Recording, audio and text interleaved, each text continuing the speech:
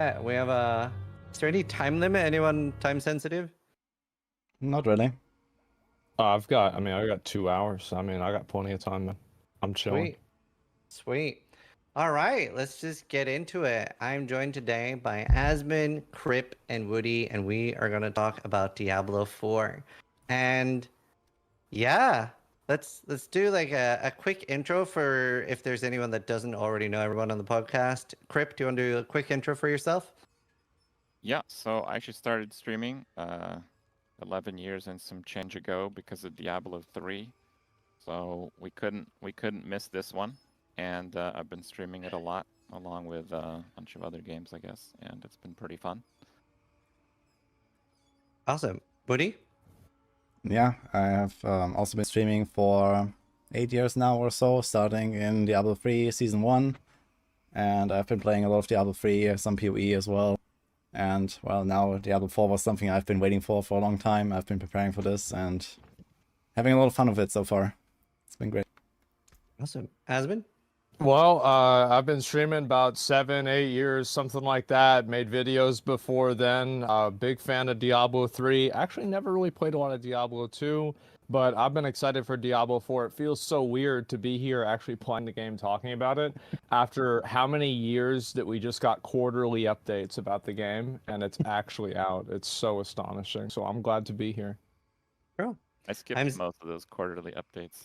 Yeah. Like, I know when they're talking about gear without a release date, it's like, nah, I'm good. I'll just figure it out when. No, I didn't. I needed the out. YouTube content. Very true. And I'm Zizaran. I've been streaming Path of Exile for 7 years, so Diablo is a big change of pace.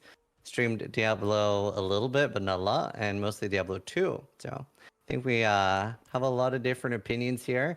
I think we do have a topic list that I made, but I think we could start talking about the dev talk because that just happened.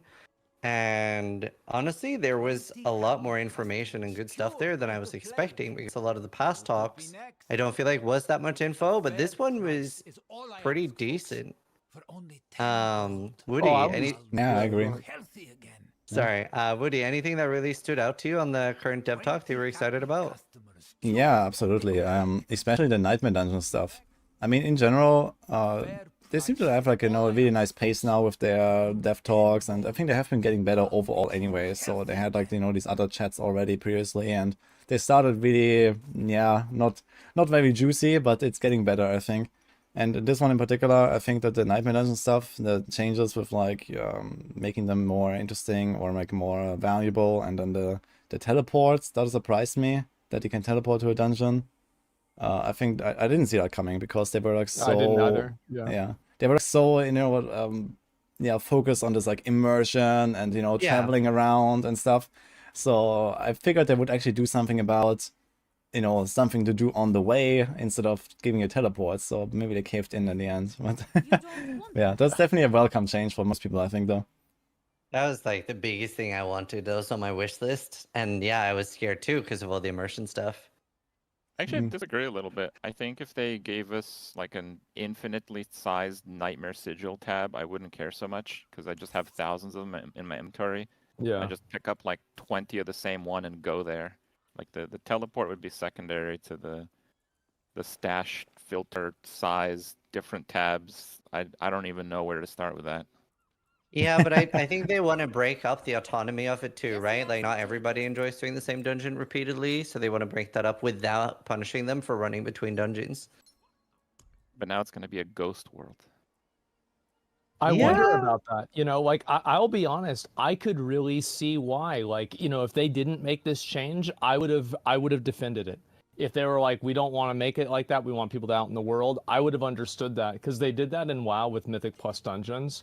And like maybe like a good middle ground would be then just letting people teleport if they completed a certain nightmare level. But I feel like if they're already letting people do it at this point, like it's done. Like there's no taking it back now.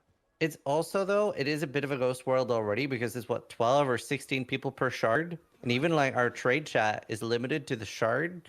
So, yeah, that's why there's, like, nothing in the trade chat. I'm like, okay. I didn't even know that. Yeah. So, I don't know. I think it would make more sense for the immersion if you could see everybody, and that would make the world feel more alive. But, yeah.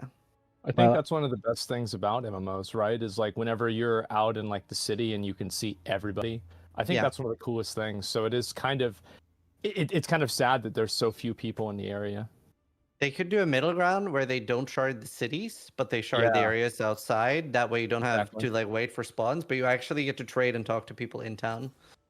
well, that's actually the intent. Like the towns are more populated. Like you can see that there's more people, but there's still like very few compared to like WoW, right? Where there's like literally hundreds of people Yeah. standing around. So this is probably like more what you would expect. I think they could maybe like increase the numbers for towns in general so that they feel a bit more lively, I guess. I know this is Yeah. a little unrelated, but it, Mhm. when I think of town, I always think of like having to run back and forth to the stash like way too much. Do you True. guys remember when they added Jeeves to World of Warcraft? Like, In Wrath I of the need Lich one King. of those.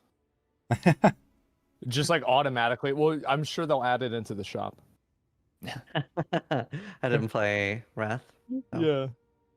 Yeah, I don't know. I thought what they were gonna do because like the towns are crazy. They put the chest in like the worst location in every Mhm. town. I thought what they were gonna do at like some sort of end game was unlock the Horadrim hideout. You know, the one that were in the campaign. Let us have that, and they could even have that as a clan hideout, so you could see everybody in your clan running around in the Horadrim hideout. That'd be sick. Wait, I'm which gonna one be is that honest, again? That would be really cool. That's the one like where like you go down and like you fight that succubus and then Donan's there later on and like that girl is rifling through his stuff. Ah, Yeah. okay. Yeah, yeah. That's the one Yeah. where you don't want to be a barb. Yeah. Oh, yeah. Yeah. That's I've right. tried Barbie, except for the 25 demo. I mean, Yeah, that'd be it's fun to nice. play. I mean, it's like, are you guys having fun with like what class are y'all playing? And like, like if you could rate like your enjoyment of your class on like a 1 to 10, what would you do? What would you say it is? I'm doing rogue and then a rogue again and a third rogue right now, and I would say 10. All right. That's a high score, dude. That's a high score. Well, I I like don't rogue. rate a lot What of can I things say? 10. Yeah. There's not a lot of 10s. Well, Mostly operate in the single digits. Crip, what about you? Well, I played Sork until the last couple days, and I think Sork experience is really cool. Like it's a nice class. There's a lot of like cool stuff you could do, and there's a lot of stuff that you can try. I'd say the Sork experience is like a 9. It's good. Now I'm close to a playing 10. Necro, and there's one thing that like is driving me crazy the more I play Necro. You have to like literally target the corpses to use corpse skills with mouse and keyboard. And on a controller, it just automatically targets the nearest corpse. Obviously, you can't see the corpses when you're pulling a pack of mobs. And then in the dev stream, they go over how they're both Necro players on console. So this is never getting fixed. Yes. Yep, there you go. Uh, Your controller players getting auto aim in yet another game. But it's insane. Like Yeah. it's not just auto. It's not like you can't cast it. It does the cast and fails if you're not targeting a Oh. corpse. Oh, yeah. wow. Yeah, Wow. punishes you. Horrendous. So Yeah, maybe Necro's maybe like they a could 3. increase the range of like the target acquisition a little bit, right? So you don't have to exactly target on the corpse, and it just like has a bit of like a radius. That would be Yeah, it has to be like hitbox to hitbox, but the corpses are actually really tiny. yeah, So- exactly. And also, they get covered up by like every other mob that's in the area too, and like then you're stuck in an animation lock, and it's like kind of yeah, it's not necessarily great. I remember having that happen whenever I was playing on the beta. Yeah, that's not ideal. Asmon, what have you been playing and how would you rate it? I'm gonna be honest, I played Barbarian at the beginning, and holy shit, like 1 to 50 as a Barbarian or a Druid, in my opinion, is not fun. But I've just finished getting all of my legendary powers, getting my Paragon, and so like I feel like I played War 1 Barbarian, and it's only gotten more fun. Like every level I get, it's just more and more fun. So like it started as like maybe a 3 or a 4, and then I'm like level 50, now it's like a 6 or a 7. And now I'm level 75. I've got pretty much everything that I need, minus like 1 or 2 things. Mhm. And I would say now I'm sitting at probably a 9 or a 10. Like, because I just spend to win, and that's it. I don't even have to look at the screen. Wow. Yeah. I've played I played 3 classes. So I did the first 100 push on a Sork in a group. And so I haven't really experienced a solo Sork yet, and I tried playing a little bit after the group, but my Yeah. character's so weak after the group push. But I would say Sork in a duo, 8 or 9. It was so fun because there's so much synergy with other Sork. So I think a 4-man Sork group would be really fun. And then I'm doing Rogue right now, which I think I'm like level 90 or something. And especially with like the Shadow Imbue, that's like for PoE players and stuff, that like feels like PoE, right? You get those huge explosions and absolute blast. And the Rogue I got boosted to level 50 and it felt like a dream even when I started playing it. I got Druid boosted too, and Druid at 50 after getting boosted is the closest I've come to hating the game. Like that. I have heard people say it's better if you play yourself from 1 to 50, so you have some of the gear, but like starting Druid after a boost was just like, I'm in pain. I would give Druid like a 3 after getting boosted. So that Is really it 'cause needs. you don't have those legendary powers I at have all? none of the That is- legendary Yeah. powers, and Yeah, the the- auto attack is like, it's like me, but in the game. It couldn't be more useless. So I've seen Druid is like super sick when you have the stuff you need, but it's very painful without it. Yeah, I think Druid probably has like the most insane scaling with like legendaries Yeah. and uniques and everything. And you have nothing. You just don't do anything after getting boosted. Yeah, I can see that's probably very painful. I've never felt so represented in a video game before. It's like Pain. beautiful. Yeah. But no, it's been really fun. Like I definitely want to try everything to around like 70. Maybe everything to 100. But yeah. we'll That's see. a lot to do. Yeah. Yeah, I feel like grinding to 100, and this is like one of the things like we were talking about for like a minute before we started, is like grinding to 100. Like I'm 75 and I'm already starting to hit like a bit of a plateau. Like, do you guys feel like after you get to like, I don't know, like 70 or 80 or so, the progression kind of stops for the most part? Because I feel like it doesn't, I don't think it's going to feel as rewarding like getting to 100. Yeah, it's Progression definitely kind of- true. Oh, sorry. Oh, yeah, it kind of stops when you get like most of your first ancestral gear set. And then after Yeah. that, you're only even fishing for like considerable upgrades, because if it's like 5% better, you're like, yeah, I'm not using the souls to re-roll it or whatever. So yeah, for some people that's like level 61. I feel like there's this like end game part where, I mean, those of us that kind of planned out our builds, it starts to really like completely fill the Paragon board in like the 90s. Yeah. And then there's this gap that's like a good 50 to 150 hours in between of kind of doing the same thing. Yeah, I agree with that as well. So, most builds are kind of like online at like, level 60, 70. Like you have like, your 1 or 2 most important glyphs. You have like all of your legendaries, and if you don't rely on like a unique, let's say, like especially druids, I guess, you rely on certain uniques, for example, for certain builds. Yeah, you have like everything you need basically. Like the entire build, like the gameplay doesn't really change anymore, right? You don't get this like this one item and suddenly, you can swap in like another skill, and you don't do these like major adjustments anymore. It's just like the Paragon progression, and it feels good still to like get those Paragon levels. Like I really like that you can like keep building the Paragon board and you unlock a few more little things here and there.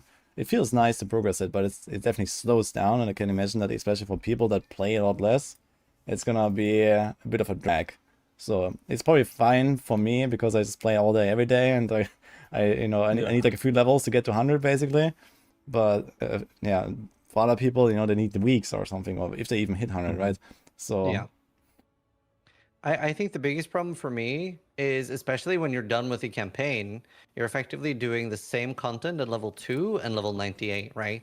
There's not really a difference. So I think Yeah. that's going to change a lot with seasons and adding more different forms of content. If you have, Nightmare Dungeons, Hell Tides, and like 3 or 4 other things, that breaks up that autonomy a lot. Yeah, I Yeah. definitely agree with that. I think that just more different types of content is something that's like really, really important, because like if you compare, like obviously a lot of people are going to talk about this a lot since everybody here has played PoE, right? One of the things I think is good with Path of Exile is that there are a lot of different ways to play the game, right? You can do bossing, you can do like delirium maps, magic find, etc. And like you have a lot of different ways to play. And I think that's one way that people stay engaged with the game for a long period of time. Is like, this is something that World of Warcraft did well too, is that you can effectively play multiple different games inside of playing World of Warcraft because of how many different other gameplay loops there are. And hopefully Diablo 4 keeps adding more of those to keep people more engaged after just like spam running Nightmare Dungeons gets monotonous, because that's what kind of burned me out of Diablo 3, is just doing greater rifts all the time. Yeah, I absolutely agree with that as well. And I mean, that's Yeah. also like circling back to the dev chat that we just saw earlier. They did say that, you know, one of the main focus actually is the content, right? They want to add new content first before they start adding, you know, like these other smaller fixes. They're just gonna like bring them in over time, basically, right? So I would definitely expect that, you know, right now the game is like, yeah, mildly empty in terms of like the variety of content. But as the seasons come in and as, you know, they start adding more stuff, and it's probably going to be something like, you know, you have like different side contents to do, right? So you have Helltide now and Nightmare Dungeons here, and then there's going to be the season 1 thing there, and then it's going to be season 2 thing there, and there's going to be like another Uber boss. So I think that's kind of like how it's going to go. And then, you know, like 2, 3, 4 seasons down the line, it's going to be a completely different picture, I think. Yeah. I'm a big fan of how they do Uber bosses, with Lilith being like super overtuned right now. Like I think they do that in WoW as well, right? Where it's like kind of overtuned. Most people can't do it early. I'm a big fan of that form of balancing. Instead of it being, you know, a good difficulty from the start, and then they can nerf it over time. I love that. Yeah, it doesn't I really think seem just so having- overtuned. So Yeah. Apparently Go ahead. everyone has something to say about the boss. Yeah. Kripko? I hate that boss. Like, first of all, every single thing one-shots you. I don't think that, like, we're going from an ARPG to a platformer at that point. And some classes get so punished. Like, the Sorks get so wrecked. You have to kill the ball thing, and it's not affected by almost any crowd control. So I just don't do damage with Firewall. No way to Right. kill that thing. So it's like crazy limiting for classes, and defenses just don't matter anymore. Like that's like I don't it doesn't. There's no transition from the entirety of the rest of the game to that. There's nothing in between. We're going from like a 12 out of 100 for difficulty to like 100. It's like a different game. So I hate I that still part. love it. I love it. well, this may be also just because you generally just, you know, you level up and leveling is not really hard. But for example, if you would start doing Night Dungeon pushing, you know, trying to get to like closer to tier 100 pushing, then you would probably experience like a similar difficulty level, which right now is not really incentivized, but I guess it will be eventually with leaderboards or, you know, maybe special drops or whatever you might get in higher tiers. But yeah, if there was like more like difficult endgame content besides just the Uber boss, you would probably not feel this like huge gap. So I think, but I agree though with this that it's nice that it's like really overtuned and really hard. At least for now, you know, it's like better this way than just like going in and having nothing to do and then you kill her in like 2 attempts and well then what, right? At least now people have like kind of like something to like, you know, bang their head against the wall and you know, overcome a challenge. You know, it's an actual challenge. And so far I think every class besides Sorks have beaten it actually, so at least what I've seen. So that's It's kind of very cool. hard on Sorg. Yeah, on Sork I agree. With Crypt it's probably like really rough. But maybe someone will figure something out, so... I feel like if no sort can beat it, it's probably tuned badly. I mean, like, Yeah. because you have, like, there's a point where things are hard, and then there's also a point where they are so difficult that certain classes are just non-starters. I think that every class should be able to beat a boss with, like, a certain relative amount of ease, especially if these are, like, pinnacle challenges that everybody is supposed to aspire to. It kind of sucks whenever somebody has to climb, you know, theoretically, you know, 10 feet, but somebody else has to climb a mile. I totally think agree that's with more of a that. Yeah. Sork issue, though. Yeah, I agree think with that that's- here.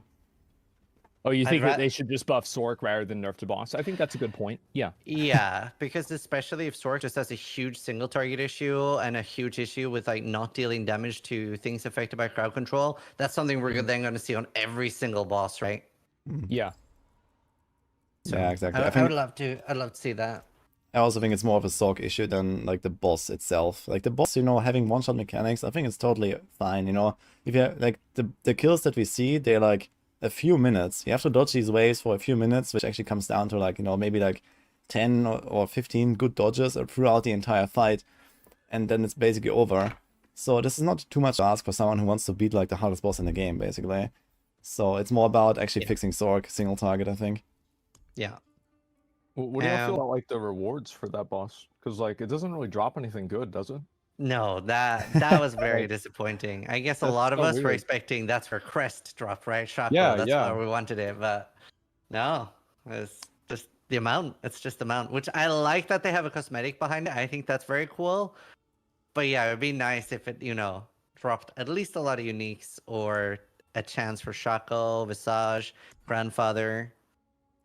Yeah, I mean, they have to find a balance, right? In PoE, for example, boss fights have a cost, and then the rewards that you get from the boss are kind of like tied to that cost as well, right? You can't just like chain run Uber Cortex all day long or something, right? You need to farm the Cortex. And here, there's no entry like ticket, right? So you can just go in and farm Lilith if you want. So if they would make a similar system like PoE, where you have like limited attempts or like like there's tickets, so to say, to enter, then they couldn't give it like insane drops, of course. But if you can just farm her and you have a build that just two shots her, easy peasy, you just get like a kill every 2 minutes, then you can't just like print chakos, right?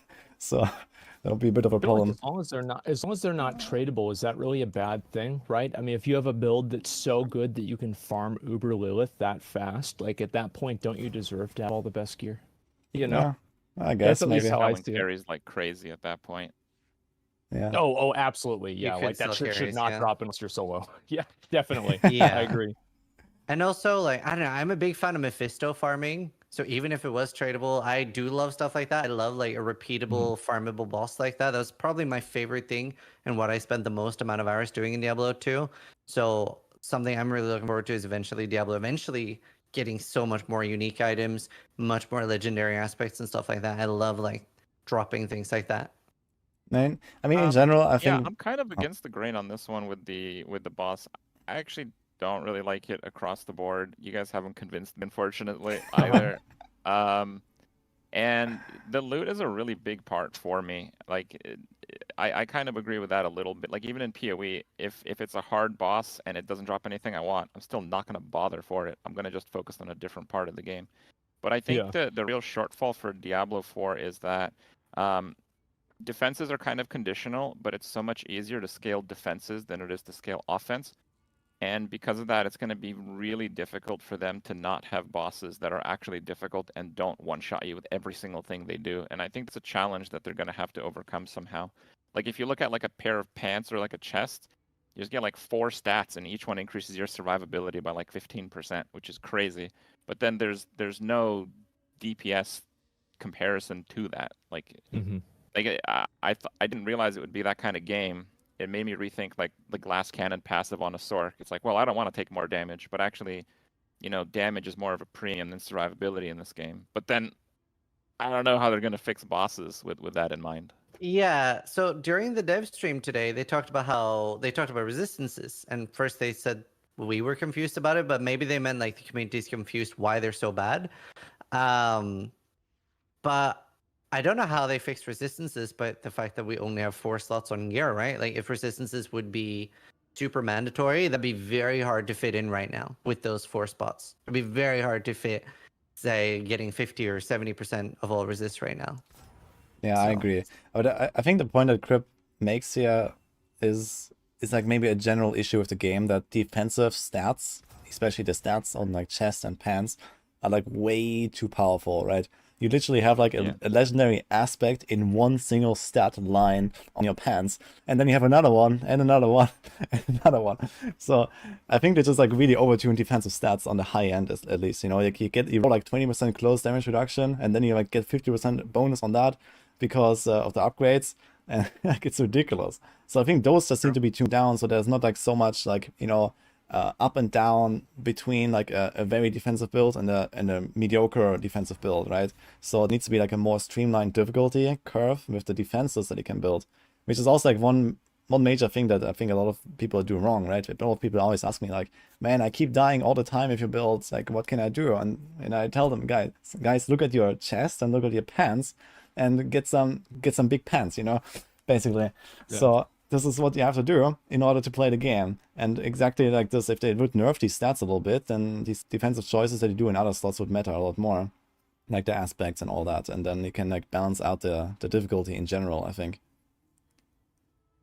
That's essentially right what I was thinking, but the issue feels like the entire game, not just even gear, is kind of leverage towards giving damage a premium, and survivability is just like wherever. Like if you make the tankiest character possible, you can maybe start to, like, I think a BARB can tank some of the Lilith one-shots, maybe, I think, with I everything think up. BARB can tank most things except the waves. Yeah, so like that. But if you compare it to PoE, defense is the premium in PoE, right? So and you get damage just to reduce the fight length. So there's this balance Yeah. between defense and offense as a result of that. But when you have like offense as a premium and defense is everywhere, like I just think they probably should nerf some of the defensive stats like Woody is saying, but like it goes a lot further than just stats on gear in this game. Like I think the whole game is kind of developed that way, that damage is the premium. They just didn't want to repeat Diablo 3 in mind, I think. I do appreciate that though. I really appreciate not seeing like 9 million more damage with Meteor and stuff like that. That's literally the only reason why I hate Diablo 3. Well, Yeah. the numbers were so ridiculous. Like I think wudijo, I saw a clip of you where you hit for like 400 quadrillion or something like this. It was like I didn't even like. I thought it was clickbait, and I watched it and it wasn't. Like, what the fuck? How did that even happen? Well, this is I what guess it's happens just- when Yeah. you don't listen to the people that say, you know, nerf something instead of buff everything, you know? Like, if you always listen to people that say, oh, please buff everything else Yeah. because this one thing is too strong, you know, like that happens every single time, but you can't do that because then you land in Diablo 3 and, well, yeah, but yeah, in general, I think that I agree that like it's nice to have like relatively small numbers in D4. So I think that the numbers we have, like around 10k life, and like you hit like in the hundreds of k, maybe millions on like the high end with like some hard hitting stuff. That's really nice. These numbers are okay. And if it stays around that level, it will be good. And yeah, they can definitely tweak the defenses. I think this is something at least long term they should take a look at again. Like I think they really overdid it with these defenses. It's nice that you can have defensive choices on a gear, but they should not be like so mandatory that you give up like 2 times 30% damage reduction or 3 times or something, and then of course you can go on one shot by everything, right? And the other extreme is you just tank everything. So yeah. Yeah, no, it's a little bit crazy. I think also like people like one big difference between like Diablo and PoE and why people build defense more in PoE is because there's more of a punishment for dying in PoE, right? You lose experience. Diablo, you just lose time, which I mean, I'll be honest, I hate losing experience, so I'm fine with that. But I think that obviously if you don't lose anything whenever you die, there's less of an incentive to not die. Yeah, so you just lose durability in Diablo, which is it's pretty crazy. Yeah. I wonder, yeah. I mean, technically they're both time, but I mean, the gold cost is pretty small, right? I haven't played softcore, so. Yeah, I think it's like pretty irrelevant, right? It doesn't Right. matter. Yeah, it doesn't matter at all. Right. I'm Okay. I'm actually more of a fan of losing experience when you die, because I like to play hardcore, but I don't want to like level a whole new character. I like the middle ground. I like the medium core. That's why in PoE I like playing Ruthless, because the much rougher experience curve, like you very slowly are drifting towards hardcore. Like if you want to level past like 95 in PoE Ruthless, you cannot die. Like if you die every like 3 days, you're never going to level. So it's really this kind of cool medium core, and I don't know, it might be personal preference, but I do like losing some experience. I do like deaths being meaningful. Like right now, if I die, I think 10 times, I lose 100,000 gold. Like 100,000. Wow. That's it. Yeah. That'll take minutes to get back. Yeah. Exactly. Yeah, I agree with that. I think the lack of like any kind of like loss, I guess, for death is kind of a problem for like softcore. But I mean, there's always hardcore. I mean, we can play hardcore, but yeah, hardcore is like too extreme for some people, especially with how long it takes to level, right? If you lose it at a 100 character, I mean, it's literally like weeks gone for some people. So. And you lose them to a DC too. Like that's Yeah. what's so crazy. Like I've been watching these compilations, and it's like I used to always watch like these classic WoW death compilations, and it was funny to see somebody like randomly jump off and just die to fall damage or something stupid. But like it's actually just it makes me mad watching the Diablo 4 like hardcore death compilations whenever it's I'm disconnecting and then they log back in and it's like your character's in the Hall of Heroes now. So Yeah. apparently they're fixing that though. I heard Yeah. that they're adding in the scroll today. They said that, well, that's season 2 that's coming in. Yeah, The will be. scroll of escape will automatically proc when you disconnect, but in season 2, so that is like 6 or 7 months away. Yeah. Well, it's not But at least 6 they're doing months. something. Yeah, 4 months. Yeah. But yeah, it's like 4 months of pain until until it's fixed. Yeah. I mean, they said actually like years ago 4 months. already that the scroll is supposed to work that way. And Yeah. basically then, open beta came around and I tried it out and stuff. And, I'm not sure. I made like a video about like all these exploits that you can do on hardcore where you just don't die, right? You can log out instantly, and I was able to revive my character with Task Manager if in the right moment. Like it died on my screen, but I did it with the right timing and I could come back in and my character was there. So they fixed all that luckily, but they never fixed the scroll that just doesn't trigger. And now we have to wait another 4 months. Like, what is taking so long? Like, why is that such a problem, man? I do not understand why it takes 6 months for a gym tab. True. Why does it? Yeah. Why does it take 6 I months? got it. I got it for you. That's crazy. Go ahead. It's the same reason why we're not getting, I think, a number of fixes like resistances. Like why does it take that long? Because resistances, you can do an easy fix where it's like instead of 40 cold resist, reduce cold damage taken by 40%. Like it's pretty easy. It's not even powerful. It's just not completely useless, right? So I think the reason is, and I think they kind of admitted to it on the stream today. Season 1's basically shipped.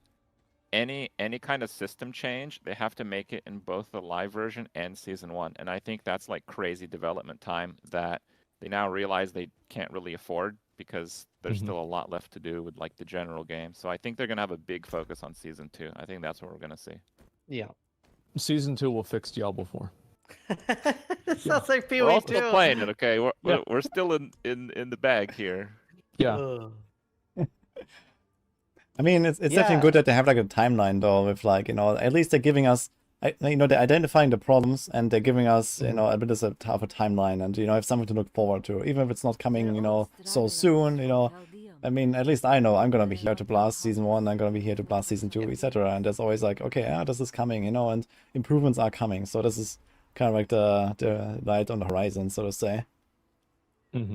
The scroll of escape stuff in particular has been so funny for me as a PoE player because obviously like logout macro is such a hot topic, right? And I've been asking people in my chat, they're like, "Oh, logout macro is cheating. It's awful. I hate it." And I've been like, "So how do you feel about scroll of escape?" And they're like, "Oh no, that's fine." And I'm like, "Okay." Okay. And I'm like, "Well, but scroll of escape is stronger. Like it's better than logout macro." So I'm like, "Okay, at this point, grinding your games, please just like we can have scroll of escape in Path of Exile then." It eradicates the entire discussion. So I'm like, this is great. I mean, there's one thing here. The logout macro is infinite and Scroll of Escape is not. I think if Scroll of Escape was a lot more rare, it would be a lot cooler. Like I think I've literally like 200 Scrolls of Escape in my stash right now. Like I rarely use it and they just keep dropping. Like, sometimes, here and there, like, in a dungeon, right? And if there was just like maybe 10% of this drop rate, and I would have gathered like, one Scroll of Escape per 5 hours or something like that, I think this would be a very reasonable value where like sometimes you have this, escape out of like a boss fight that you maybe underestimated or something, or like you have like your Lilith attempt where you scroll out after the G-Dev proc, which is another topic, I guess. And, these kind of things, right? And you have a DC protection, of course, whenever it comes. So I think the Scroll of Escape is just too common. So it's kind of causing an issue with that. See, Don't you okay, feel like if they... Oh, go ahead. Yeah, I disagree a little with that because, okay, so obviously I do play RPGs a lot, but I'd say I've used less than 5 Scroll of Escape. I think maybe 3. I misclicked it a few times, but like I've like consciously been like, okay, I need to get out of here less than 5 times. So I don't use it a lot. But the main purpose is for like disconnects and stuff, right? That's where it like alleviates the most pain. In an ideal scenario where there was like no server issues, no crashes, you wouldn't want Cheat Death Elixir or Scroll of Escape. It is like really nice that it does alleviate the crashing issue. So I don't know if it necessarily needs to be super rare. Yeah, I'm gonna have to say it here. 'Cause, like, I know you guys have the, you know, the expectations to your viewers to play hardcore and all, but I don't hear any complaints from anyone that willfully chose to play hardcore on Diablo 4, given what they've seen in the server slam and the previous weekend, and the crazy differences and bugs, and like they've had a miraculous launch in terms of like server stability, and still you guys have no excuses. Like, you know, you're asking for trouble, and there's no excuses at that end. Or, You guys I mean, both did. Congratulations. I Not play everyone's gonna hardcore be a winner, but you know. always, no matter what, offline, anything. But still, yeah, you're right. I actually recommend that people play softcore on Diablo 4, particularly because of the DC issues. But yeah, I've been very impressed with their launch. Very impressed. Oh, I am too. I think that the launch has overall actually been good. And it might sound like everybody always like talks about how bad like each of these launches are, and like going into it, people thought it was going to be awful. I actually think the launch went pretty well. Same. Yeah. I do. I think it went quite well. Yeah. No, I mean there's obviously things that can be improved, and I've been very surprised at like the anti-criticism crowd. That's been like the biggest surprise to me. I've seen so many people have like legitimate criticism of things that can get better, and people are like, "Oh, you hate the game," and I'm like, "What's happening here?" Like that's been crazy to me. Well, that's Blizzard gamers, you know. That's what you get. And yeah, I've had to deal with that for a long time with WoW, and so it's just like, yeah, anytime that you suggest any sort of an improvement, there's always some reason why you're wrong. No, I understand. Yeah, it's been very I surprising. think the reason why we're all still like within a positive attitude, and why Yeah. a lot of the things that are coming out, people are trying to be constructive.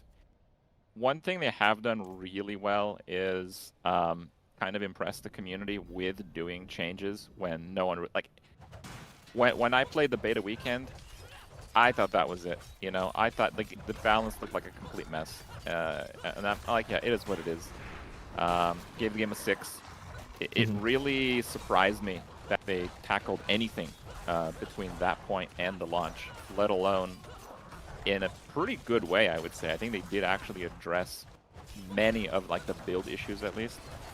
And then again on launch, they were just actively doing it. I know some people hate the nerfs and all that, but I think they've really impressed a lot of the like really die-hard players, because it certainly exceeded expectations. I thought we're playing the beta weekend to this day, like the extended version of it. Yeah, I wholeheartedly agree with that. I mostly agree. The one thing that was very frustrating though is that some of like the really glaring issues that people have been reporting for like 6 to 8 months before from the early betas, etc., like the BARB infinite stacking damage and stuff. The fact that that got nerfed like a day or two while they're officially holding a hardcore race, that peeved a lot of people off. Like that could have been done before launch. Yeah, probably, but generally I totally agree with what Kripp said. Like overall the balance change they are doing really impressed me with like how on point they were generally. I mean, not everything is like perfectly balanced, but you can definitely notice that they are targeting the right things, either with buffs or with nerfs, in my opinion. So there's like nothing where I think like, why did this happen, you know? And that is a really good yeah, like point to go from here on, right? When they do like other, you know, adjustments, or they maybe introduce new items, or, you know, try to bring up other builds. So that's definitely really nice. I think they have like a good team there, like working on the balance in general. So of course, like some stuff, you know, we talk about Sork single target, etc. There might be like some kind of like systemic issues with some classes or like certain builds or so, but we're definitely moving to a point where, yeah, things are in a really good spot, I think. With Sork in mind, I kind of want to just add in, like, I think Sork is a bit underpowered, but I think the different Sork archetypes are actually really well balanced between each other. Like, some do more damage, but there's this kind of curve where the more damage you do, the less survivability you have. And I think with class identity being as strong as it is, it's actually more important that the class's builds are more balanced amongst each other than the classes are balanced. Because, like, if you want just, you know, a crowd control character or a burst character with like Sork in a party, you can't, you know, substitute that. So all classes have this uniqueness to them. I don't think it's that important that the classes do the same damage compared to one another. as it might be in other games. They had that with Diablo 3, right? It's like each different class had its own leaderboard. So it's like you weren't really competing against like the top person on leaderboards. You were competing against the top person for your class on leaderboards. I think it gets a little bit more messy whenever you have like pinnacle bosses that are kind of like benchmarks that every class needs to overcome. But in general, yeah, it's just like making sure that one class isn't like, you know, 5x more powerful than the other ones. And I think, I mean, I will completely agree with you guys. I feel like a lot of what happened with Diablo after release and even like leading up to it, like the amount of changes they've made and everything, I've been genuinely impressed with Blizzard. Like they've done a great job. I think on the Sork issue in particular, I think I feel a little differently there. Like you're probably right, and if there was a Sork only leaderboard, I'd probably feel differently. But if like just look at my experience with Druid now, right, and Rogue, I had such a blast on Rogue, and I'm obviously gonna compare my Druid to that same experience. I went on Druid and I'm like, this is fucking hell. I hate this. So I'm just like, I'm not comparing it to how fast am I killing monsters.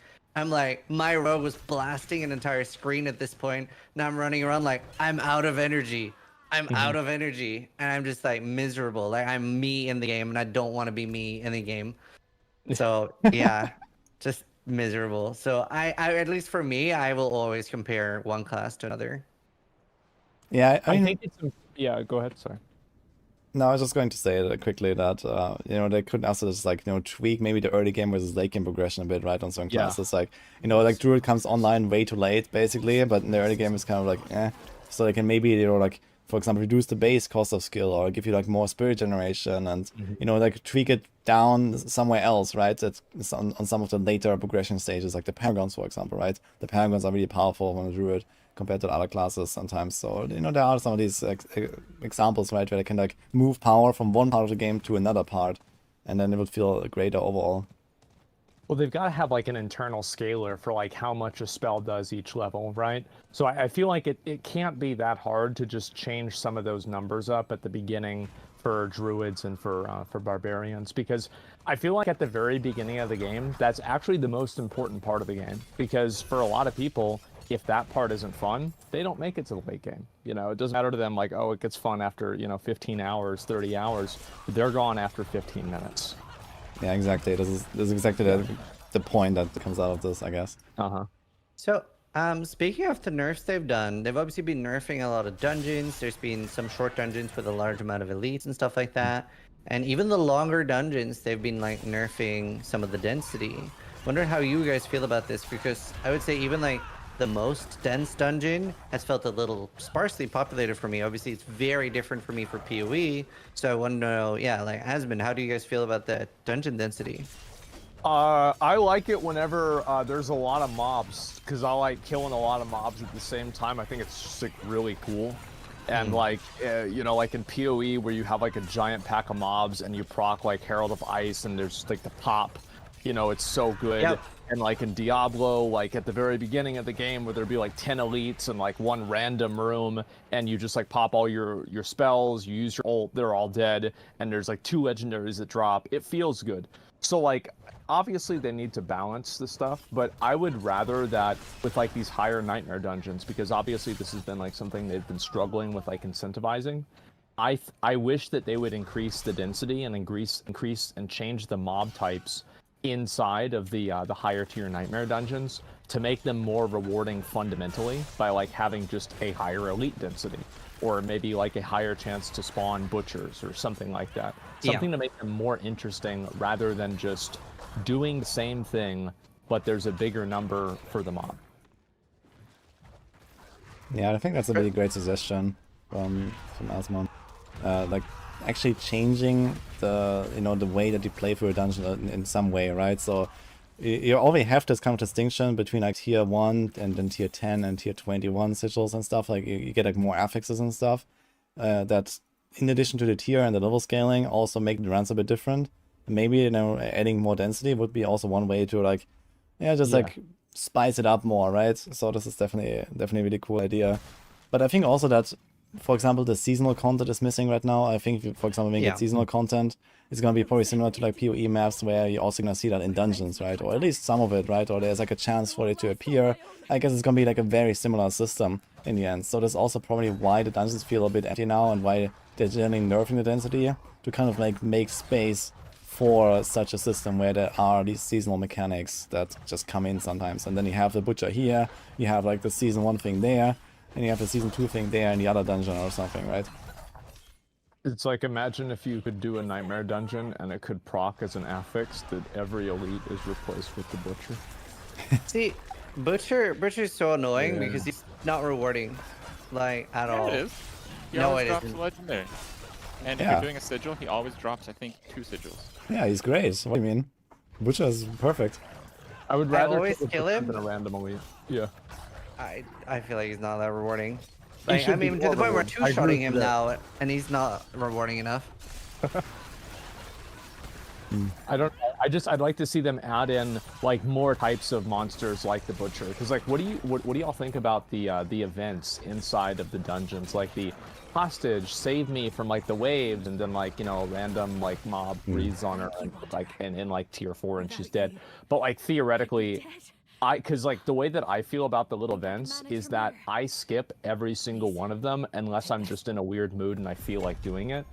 And the reason for that is because you can't really speed it up. Like, it disrupts the flow of Right. the dungeon. Do you guys do the same thing? So some of the events are pretty good. Yeah.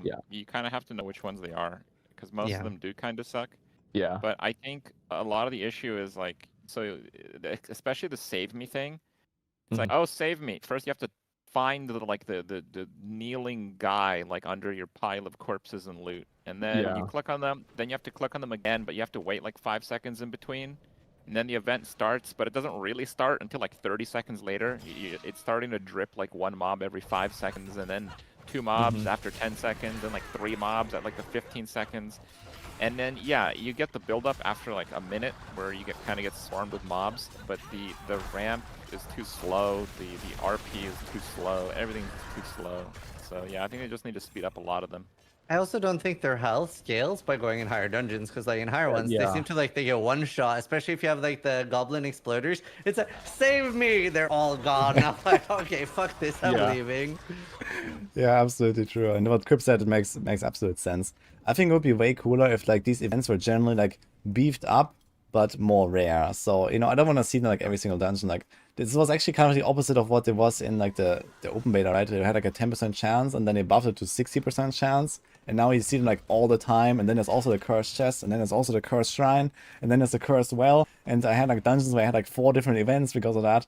And it's just, you know, it's kind of nice that it can be multiple things, but I think it's like Yeah. too often. And if they just like made them more rewarding, but like a bit less frequent, you know, because there are these different triggers. And again, as you just talked about, there's probably going to be season mechanics coming in as well.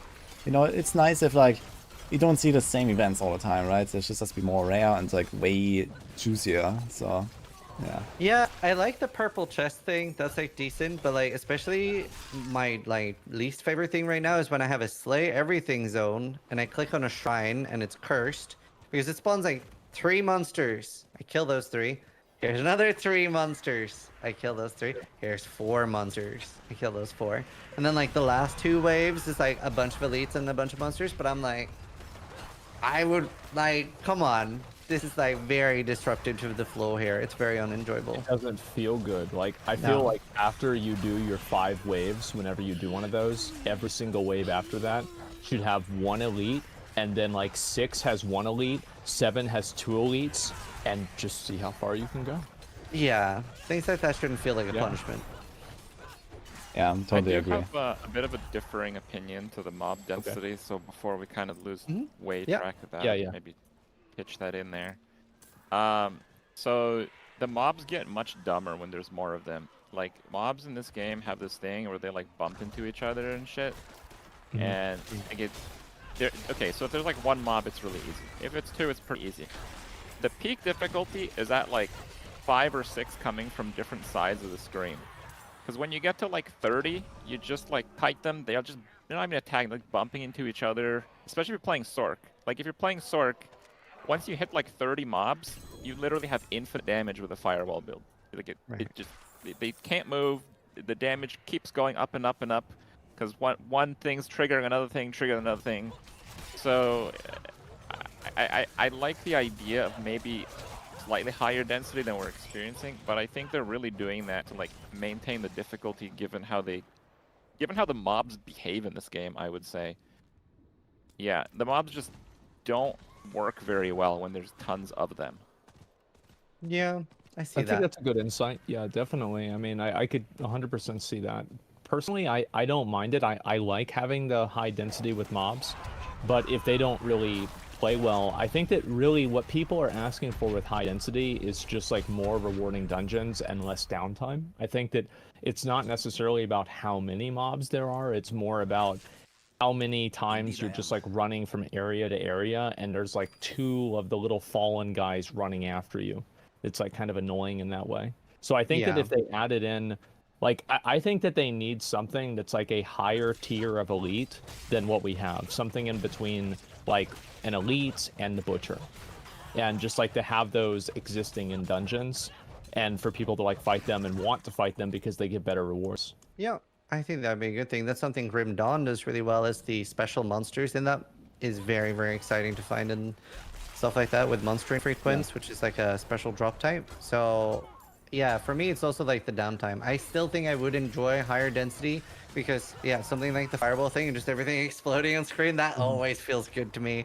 Like has been said with Herald of Ice, I love seeing big shatters. That's why I'm loving the Rogue so much. Yeah, I agree with that as well. It's kind of nice to like blow up like large packs. For example, right now I'm playing like a death trap build and it like pulls in like half the screen and then they all just like vanish basically. So it feels really good, but I don't think it needs to happen like, you know, literally every 5 seconds or so. I think it's fine if there's like sometimes these big packs and then sometimes like these smaller packs with like, you know, 1 or 2 elites. But, you know, most of the time, I don't know, maybe it's just my builds, but I go really fast and, you know, none of these fights really are like big fights right now. It's just like, yeah, I just blast it down, move on, right? And then there's like this downtime in between that you try to overcome as quickly as possible by just, you know, using your dash, using your evade to go to the next pack. And if there was like more monsters like in between, like not just necessarily bigger packs, but more monsters that just fill up the empty space, then this would probably feel a lot more like, you know, like an action RPG, right? Where we don't need to blow up entire screens, we just need to like not run for like 20 seconds straight without anything. So this would be already a massive improvement. I think having like slower and more like individual NPC based gameplay is actually kind of a good thing though, and I kind of like that about like especially the beginning of Diablo 4, and like even Diablo 3 had this a bit where you're really going through a dungeon and you're fighting one elite and you're actually beating that specific elite. I kind of don't mind that, like the slower pace to it. But I feel like the problem is that if you don't have that be like uniform across all the different dungeons, everybody's just going to run the same dungeon over and over and over, and everything's just going to default back to that. I think that's almost always going to happen. The only thing that will change that is the nightmare sigils and the fact that you can't run the same dungeon. That's why I was still, even with the new nightmare dungeon changes, I was hoping they would address scaling at some point and have, you know, because people will want to level up characters to 100, and if that's for just XP is still just running dungeons, people will do that. I was hoping dungeon scaling would stop, like the normal ones would stop at like 80 or something. So you like have to do nightmare dungeons to go like past that? Yeah. Well, they could just make nightmare dungeons rewarding enough that people will be running that. But yeah. So I mean, they are rewarding already, and they're gonna buff them significantly. Like, there's no doubt for me that nightmare dungeons is the meta. Like after this patch comes out. So even right now, like as a solo player, I've tested this. Like last few days or so, like on my build, I was doing like some of these dungeons that people were suggesting. There's Ruins of Eridu pre-nerf, and I was doing blind burrows and you know all this kind of stuff. And I timed it a little bit, and I was getting pretty much almost the same XP that I was getting in nightmare dungeons by just running like good sigils that were like, you know, over my level basically. So if you can do them quickly and effectively, like the nightmare dungeons are already almost on the same level as this dungeon spam that everyone is doing. Not talking about like group play here. So yeah, group play obviously is but there's also the rippiness. Yeah, the rippiness, okay, yeah, it's definitely rippier, but I mean, this is not a concern for like softcore at the very least, I think. So yeah, it's harder to do nightmare dungeons, that's for sure. But it's also rewarding in terms of the loot, you get more uniques there.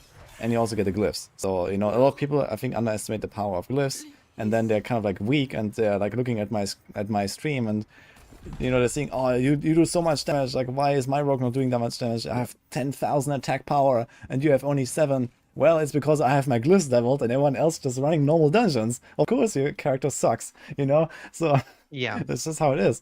So, you know, people are really underestimating that, like, power progression, I Yeah, guess. mean that's what I've been doing now in my rogue is I've actually been doing all the nightmare sigils and getting all my glyphs up to, well, soft cap level now at least. I have them all at 15. I'll probably try to get a few to 21 and see how big the difference is. But I really want to discuss a little bit about the nightmare sigil mods, like the blood blister, the there's so I many. hate like that red thing that runs after you. That shit's so annoying.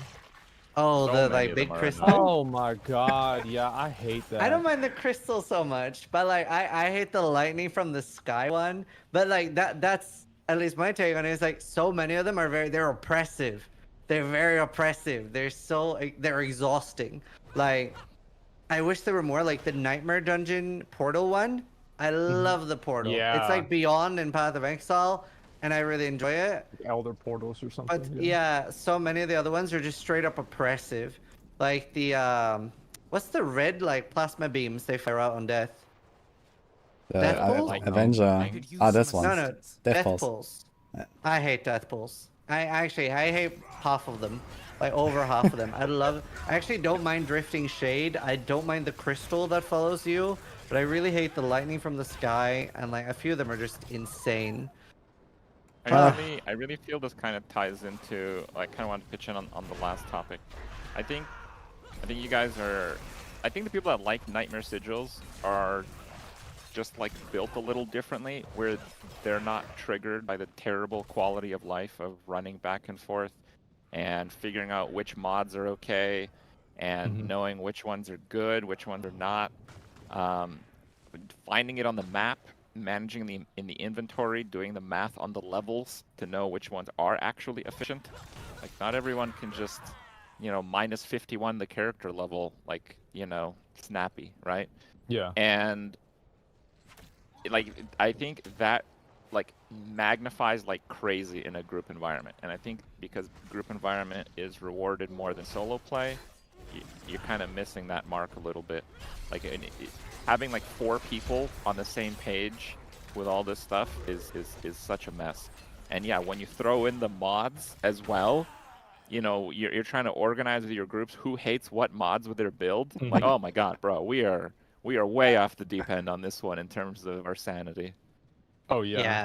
Like some of them are like just annoying or whatever. I think that it's about like how to make the affixes like more interesting and like fun rather than just making them like annoyances. I know that like World of Warcraft had this problem with Mythic Plus Dungeons, where it's like Mythic Plus Dungeons, every single one of the affixes is just like what is going to annoy you this week rather than what's going to make the fight like more interesting or challenging. Yeah, I'd rather see more like damage mods, health mods, things like that. More things like the Nightmare Portal. And honestly, I think the Volcano one is pretty good as a dangerous mod. Like, I think that one is like a little bit less oppressive than the rest. But so many of them, I'm like, I just don't want to run this dungeon because I'm not enjoying these mods. So I would love to see them like add like a bigger pool of things that can roll. When we were running in a party, there was just so many things we didn't want to run because especially if you're doing split farming, right? Because XP is shared dungeon wide. If you have the lightning from the sky one, then like, okay, well, that lightning protection thing is only following one player, so the other 3 are taking full damage every time. That's great. They should combine the Asmon's idea of butchers and stuff.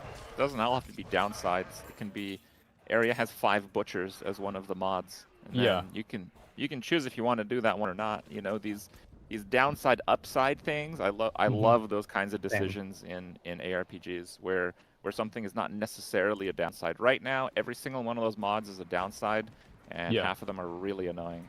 Yeah, that's a great Nightmare suggestion. Portal. Yeah. Pretty annoying too. Well, the Nightmare Portal, I tested it. They actually give you XP, so I guess you can technically AFK farm them. So I just call it Beyond.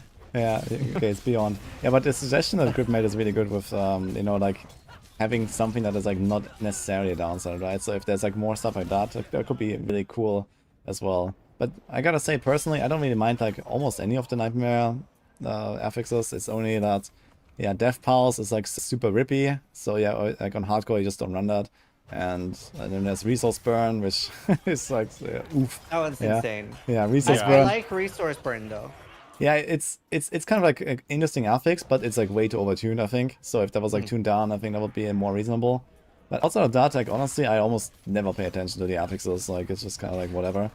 But yeah, it would be cool to see like more variety, right? Like even more affixes. Like you see, like, you know, you run like 5 dungeons, and then you see the rock, you see the portal, you see the lightning storm, and then you run the next one, you see the lightning storm again, then you see the rock again. So it's like too small of a pool, right? And if there was like more variety and like more access to sigils, or even like a way to change a sigil, you know, reroll a sigil, for example, you know, like randomly.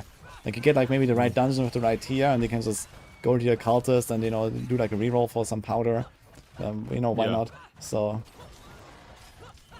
Yeah. I'd just like to see like more, I guess like the type of variety I'd want to see, and this is like such a weird example, but if anybody played like PUBG back in the day, like how excited people would get whenever there would be like a fog map or a rain map, because it would change the way that you can play the game and like strategies that you can use in the game.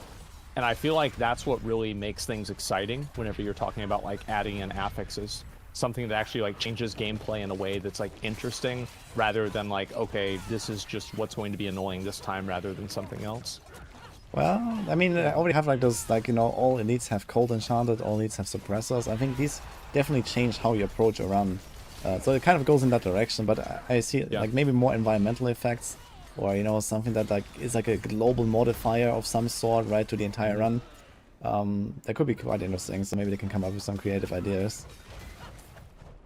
It seems like they are. For them to be creative. Like, What? they could have like a wallet system. Just add like 4 mods and you get like exclusive access. Like Uber Butcher, that can be one of the mods. Yeah. Like the system they set up is really open for them to be creative with them. But I don't know. I'm expecting for the first few seasons they're just keeping up with their regular content plan, which is probably pretty light, and polishing every system in the game. Yeah, it'll be interesting to see how much they put in season 1, besides zombies, obviously. Yeah, I'll be really curious too, because like I think that's really what, like, for me, the reason why I stepped away from Diablo 3 is that I felt like every season kind of felt the same. Like it didn't really feel like I was making a lot of progression or doing anything that was like very, very much meaningful. Yeah. So like I kind of just moved away and lost interest in the game. But if they were able to make the seasons like more dynamic and different, like kind of like how PoE seasons are, because like in Path of Exile, like you immediately start interfacing with like the new seasonal mechanic whenever you are on the beach, like at the very, very beginning. And that's what I think that Diablo needs to have, is like things that are like really defining and changing for pretty much everybody that's playing. Yeah, that's the plan, that too, actually. They said that it will do that. So it's like within the first hour at least or something, you should already experience the season mechanics. So that's, I think that's what they said. It'll also be interesting to see how many balance changes they'll do in terms of like shaking up the meta. So if you are generally playing the same skill every league, you're probably gonna be a little bit burnt out faster as well. Well, I gotta say that balancing is, I mean, we talked about balancing earlier, right? So I think generally it's moving towards like a really good spot where you don't have like this insane outliers. You know, maybe on the very high end with like the Exodia combo, right? Certain builds like really pop off. But, you know, on the way there, you know, those 100 hours of grind, you can definitely play and be successful with a lot of different things, right? And what we talked about earlier, like it needs to be balanced within a class more than across classes. I think that's definitely more important. For example, on the Rogue right now, I've been experimenting with like all kinds of builds. You know, I think like Rogue is probably like the most balanced class right now. Like basically any core skill feels good. Everything, like you can combine so many different tools with the imbues, with the smoke grenade, with the ultimates. You know, the only thing that is like really out of whack is the rain of arrows on Rogue, which is just awful. But everything else kind of like has a reason to exist on Rogue. You know, all the key passes, everything. So this is great. So Rogue is like the prime example of like how balance should be almost. And if they get other classes kind of to that spot, that would be great. Yeah, I think that'd be good. Yeah, and I wouldn't even feel like too obligated to like, you know, play this or that skill as like a season starter, for example. You know, just to like race, you know, like, okay, maybe it's one thing could be like an hour or two faster, but, you know, it may have less survivability. So for like a hardcore race, I might rip on the way or something, right? So, but overall, I think they're in a good spot and they're just getting better with the balance, I guess. They do have some challenges though with like mechanics. Like, I don't care how much they're gonna buff channel skills. If you have to stand still to channel the skill, no one's gonna use that skill. It's just that simple. Like, Well, they can always do it in WoW. It's like allow you to have a legendary where you can move while channeling. Yeah, but I don't like very the idea of popular. making a skill not suck just to get a -1 gear slot. You know, I don't like that either. Yeah. Like Incinerate on Sork is so hideous. It's hard to describe. Like the glyph that buffs core skills increases crit multiplier. It doesn't crit. You have to stand still. The way that channel skills work is it charges you the cost up front and then also over the time. So if you channel it for 1 second, it actually costs double. And it's the lowest damage core skill on Sork. Like I don't know, but like if I'm like asked to use it, if they make it the highest damage core skill, I still wouldn't use it. If they make it twice the highest damage core skill, I still wouldn't use it. So it's just like a mechanically crippled skill, and I think that's the case for all the channels. So they have these things that just it really needs a bit of an overhaul. There is no other. Oh no, there's one other channel skill, right? There's Lightning Storm and Druid. Necromancer has the Decompose, I guess, but not a core skill, right? So no, not a core skill. Yeah, so it doesn't matter much on Necro, but it does matter on Druid, I guess. But Druid are BP boys, you know, they don't die, so it's fine. They can just stand there. But on a I think Sork, people are enjoying that. I think there are definitely people that just likes to stand there and like, you know, with their fire beam. There's like the power fantasy of that, of just being able to just endure everything attacking you and it just doesn't matter. I can totally see that no one here would enjoy that, but there are people that do that, I think. And it would be maybe cool if they would open up some options like for Incinerate in particular, I guess, maybe as like a dual core skill setup where, you know, you have like a fireball and then whenever you can, you follow up with an Incinerate. So it's not just standing still, but, you know, whenever you have the opportunity, right? So that could be maybe like at least an option to explore, I guess. Yeah. I think I want to move on to another topic of crafting and items. Because, at least for me personally, I was very surprised how enjoyable the item chase is for being on a simpler end of a system. So, Krip, do you want to talk a little bit about items and your experience with them so far? Again, this is mostly from like Sork playstyle. Items are fantastic on Sork. The 4 stat item per item is exquisitely limiting. If you want to be tanky, you're always losing damage, and vice versa. So it's always a choice of what kind of gear you're pursuing for your character. If they had 5 stats, this would kind of go away. If they had 6 stats, you have Diablo 3, where everyone's looking for literally the same items. So I think the 4 stat item, the fact that you have quite a lot of agency over the items, like rerolling 1 stats and converting rares to legendaries, actually works out pretty well. By the time you finish leveling your character to 100, I think your gear is like 90% of the way there. And I think that's a good place to be in terms of like gearing out a character. So the only thing that is super lame is like they pitched us on some of the coolest unique items, and I'm not convinced they exist. Or it's something like doing a flawless save the guys that are being beheaded on a Nightmare Dungeon 100 solo, and then Shaco has a chance to drop. It's a 10% you know? chance. Yeah. Unless it's some crap like that, I don't know. This is why I have not seen a grandfather, Yeah, probably. Nobody has. Nobody has seen that sword. Like, we've seen one Korean Shaco, and apparently I saw there was one, I think it was called like Doombringer or something like that. I don't remember what the name of the sword was.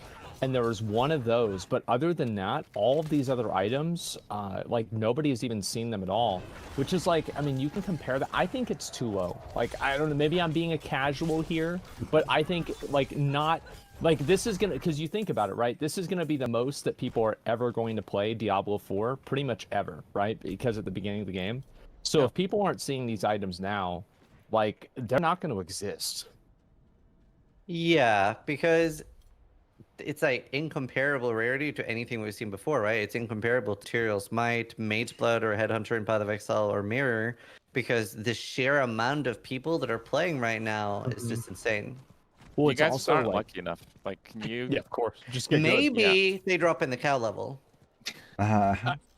You know what I think they're gonna do? I think we're gonna get a tier 5. How do you guys feel about a Torment 5 or whatever they call it, a World tier 5? Yeah, so that has been data mined. People are saying that there is one, and I'm guessing that's coming with season 1. I would assume. I disagree. I disagree. Okay. I have a take on this. Okay. So, I don't know exactly how D4 works, but when I talk about how Diablo 2 works, people who data mine Diablo 4 told me that it works in a similar way. So it's like a category of files, and a lot of the files that have to do with just items and stats on a spell, it's kind of like an Excel sheet. So it's really easy to data mine. That's why everyone's data mining. This is really easy. So if you're going to code a game where you might later have higher gem tiers, yeah, you're just going to leave some extra cells in the X spreadsheet. Obviously, you're going to do that. And I think some of these data mine guys are getting way ahead of themselves. So I think they got some timbits of, it's like, this is where we're going to put the Torment 5, Torment 10, Torment 20 data when we decide to do it. And then the data mine guys are just like, oh my god, it's happening tomorrow. It's like, no. So you think they're just future proofing, whereas like the data mining is implying that it's happening like in season 1. Yeah, that's what I think. Wouldn't they put more than just one though? Then? Gems, there's more than one gem, but as far as I know, there's not more than one world tier level. Yeah, exactly. So I also agree with what Krip said. I think this is mostly like maybe something in the future, you know, maybe in the expansion. Like we don't know like what expansions will do. Will they raise the level cap? Will we just like have the same kind of like progression, or will it like, you know, squish the levels? And you know, like anything can happen, right? We don't have no information about anything of that. And this might be the moment where they introduce like yet another like Torment, but they like, you know, like reduce the time it takes to get to Torment 5, you know, just, you know, make it faster. So, you know, it could just be something like that, right? Where they have like maybe an extra progression system, you know, let's say like subclasses, or, you know, something like ascendancies, whatever, you know, something like that might happen. So, you know, there's just like room for that. And I think right now there's nothing like that happening. And there's also no need, honestly. I would like them to beef up the open world content in general, maybe at some point, like, you know, like especially at level 100. There's like no reason to do anything in open world content really, and there's basically only nightmare dungeons, which, well, you've already grinded, you know, for like 50 hours straight just to even get to 100. So in general, I think open world content is just lacking a bit, but again, this might be like a solution for season content anyway. So maybe you want to go out there and want to find those season monsters or whatever, right? So we don't know how it's gonna be, but we're gonna learn soon. But yeah, in general, I don't really trust any of this data mining right now. Like, and same with those uniques. Yeah, those some uniques are data mined that we have never seen, literally. Like that. Well, they said Blizzard came out and said that they're in the data. For Shaco they did. Yeah, for Shaco they did. Yeah, but for none of the others really. I think. I think they mentioned Grandfather in like one of the dev streams actually. So I'm not sure. They did as well. Yeah. Yeah. So maybe, I mean, they're definitely way too rare. I mean, they released those stats lately with like 300 million hours played or something, and there's like one Shaco that we know of. And Okay, but the only thing that makes sense then, if Shaco, let's argue in the belief that Shaco is in the game. The only thing that makes sense then is that it's Nightmare Dungeon 100 plus at least, and that it's really rare then, because there's even on software not that crazy amount of people doing that amount, right? So if it's like Mirror tier rarity or Mage Blood tier rarity, like, you know, there's Path of Exile players that have played 20,000 hours of Path of Exile without finding a mirror. Right. People are saying that people got a Shaco, but I don't know. Yeah, But it's like I've seen so many people claim they have a drop, even in my own chat, and like people who watch my chat are like 30. I'm sure you go to different communities, everyone's found every single item. They're dual wielding grandfathers on Barbarian and all the, like, I'm sure that's the case. Yeah, people are leaving me. All the streamers are very unlucky. That's exactly. Yeah. Streamers are stupid. They don't know what they're talking about. They don't know anything, man. So maybe it's a really high Nightmare Dungeon maybe thing. That's the only thing that makes sense. Maybe they manipulated the streamer client to be worse RNG than usual instead of better RNG. So happy feel about that. Make the viewers feel better. Yeah, it's good. That'd probably work really well. I want to see those items be easier to get. Like, actually not easier, but like, you know, in Path of Exile, if you see like a headhunter, you can work towards a headhunter incrementally. And in like Diablo, in the original Diablo 3, you could work towards the gear incrementally as well because you could get gold, enough gold to buy it. But like in Diablo, like yeah, it was like how do you work towards an item? Like everything is just like a random drop.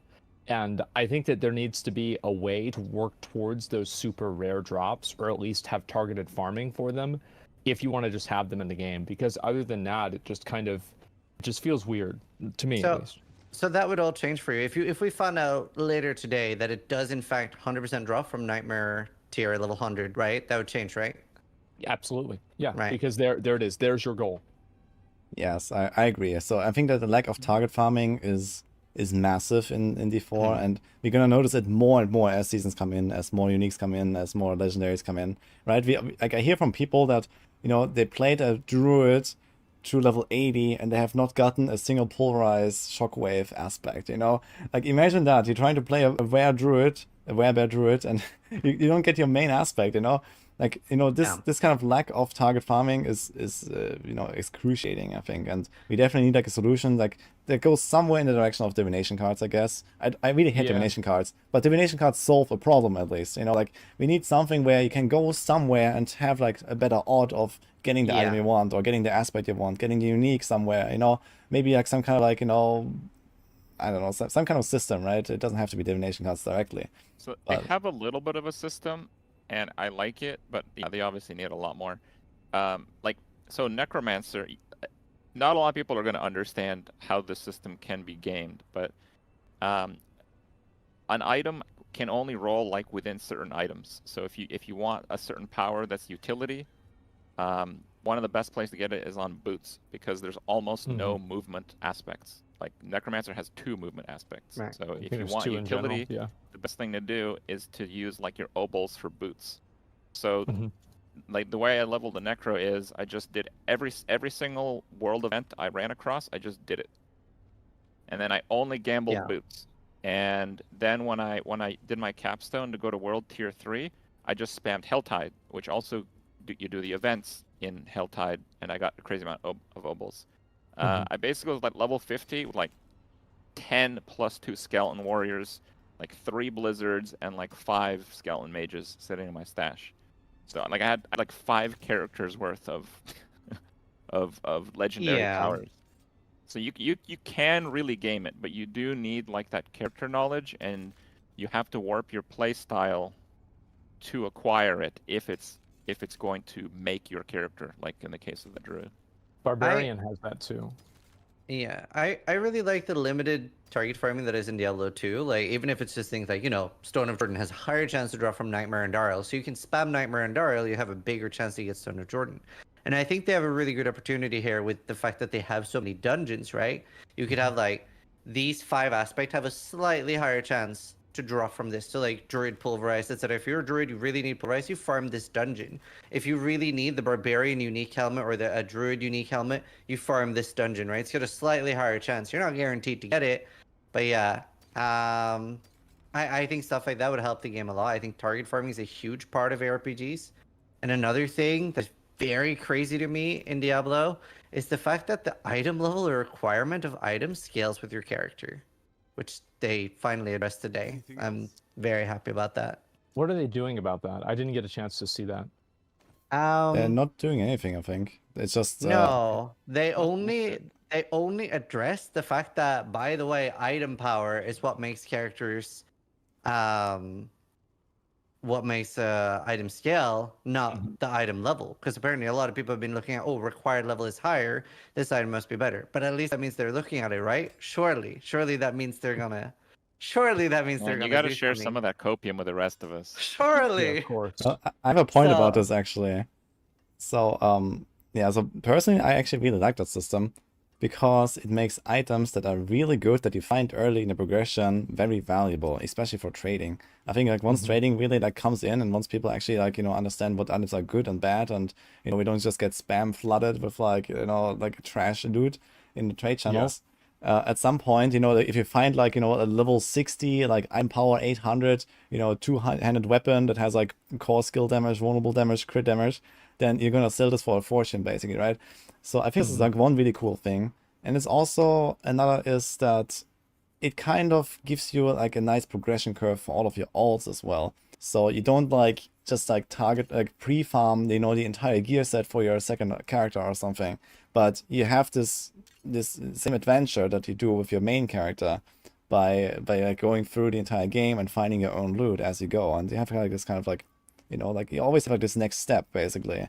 So I think this is what they're trying to achieve here, and I personally actually enjoy it. You should never be punished for leveling up. Yeah, okay. I mean, Well, I can so- see that it feels weird, and I agree that, you know, you can find the same item with the same with like requirement 100 or with 60, right? But on the other hand, I don't know. It's kind of like, yeah, like for what it does, like the effect it has on the game is actually good in my opinion. So this is why.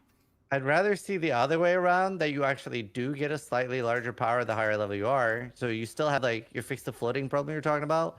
But the fact that if I'm playing on a level 100 character and find an item, there is like 13 other people on hardcore, basically, that might be playing the same class as me and are level 100 and actually don't have full best in slot yet. Like that feels really bad. I don't want to be punished for leveling up. And you can never Maybe- find things for your alts I at mean, all. maybe they could cap it. You know, maybe they could cap the maximum level requirement at 80 or something. How would you feel about Yeah.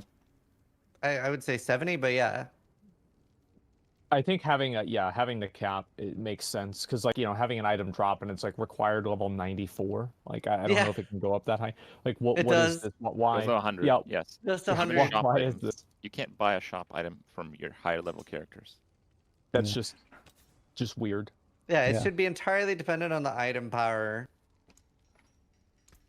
It's, Well- yeah. That's Well, I crazy mean, to me. I think it would be bad if, like, at least in late game, if you like, you know, like you're like level 70, you just entered Torment or level 80, and then you find an item that's like really god roll, and then you have to wait like 5 levels because it has like such a high level requirement if you like roll the level requirement above your character. So the fact that it's like maximum or basically equal to your character level is fine, but yeah, maybe they should just like stop it somewhere, right? So at level 80, and then you know that, okay, at level 80, you've already done like such a big part of the progression, and now it's just kind of like a sailing to the finish line. So just, you know, pick up all your best in slot loot from your stash and from trade, and there you go, right? So why not? As long as it's yeah. a limited amount of levels, I don't really mind that. Like if I've just started doing ancestral torment stuff, like let's say I maybe did it a little bit earlier, I get something that's level 70, and I see this is a huge upgrade for me in like 3 levels and 5 levels, I don't really mind that much. That makes me look forward to that level so much. Because you know, like there's something that's Yeah. like that's coming. Yeah. Yeah. I would Yeah, be fair okay with that enough. as well. I think it just depends on like how much you have to wait and how long it has to be. It's like a matter of like degree, I think, in Yeah. most things. Yeah. I Like still would like to see obviously a few things. Oh, go ahead. No, go on. I didn't have anything interesting to say. Oh, I'm backtracking on topics because sometimes you guys shift and you know. No, it's all good. Finish, so. Yeah, for codexes, like they have so many dungeons, they could just add like the like all the legendary powers to the codex, honestly.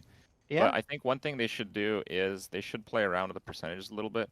I think the free ones from the codex should be worse on the scale. Like I think the scale should be expanded, so the bottom end is worse, but then they should be more accessible, so you can actually play those characters if you want.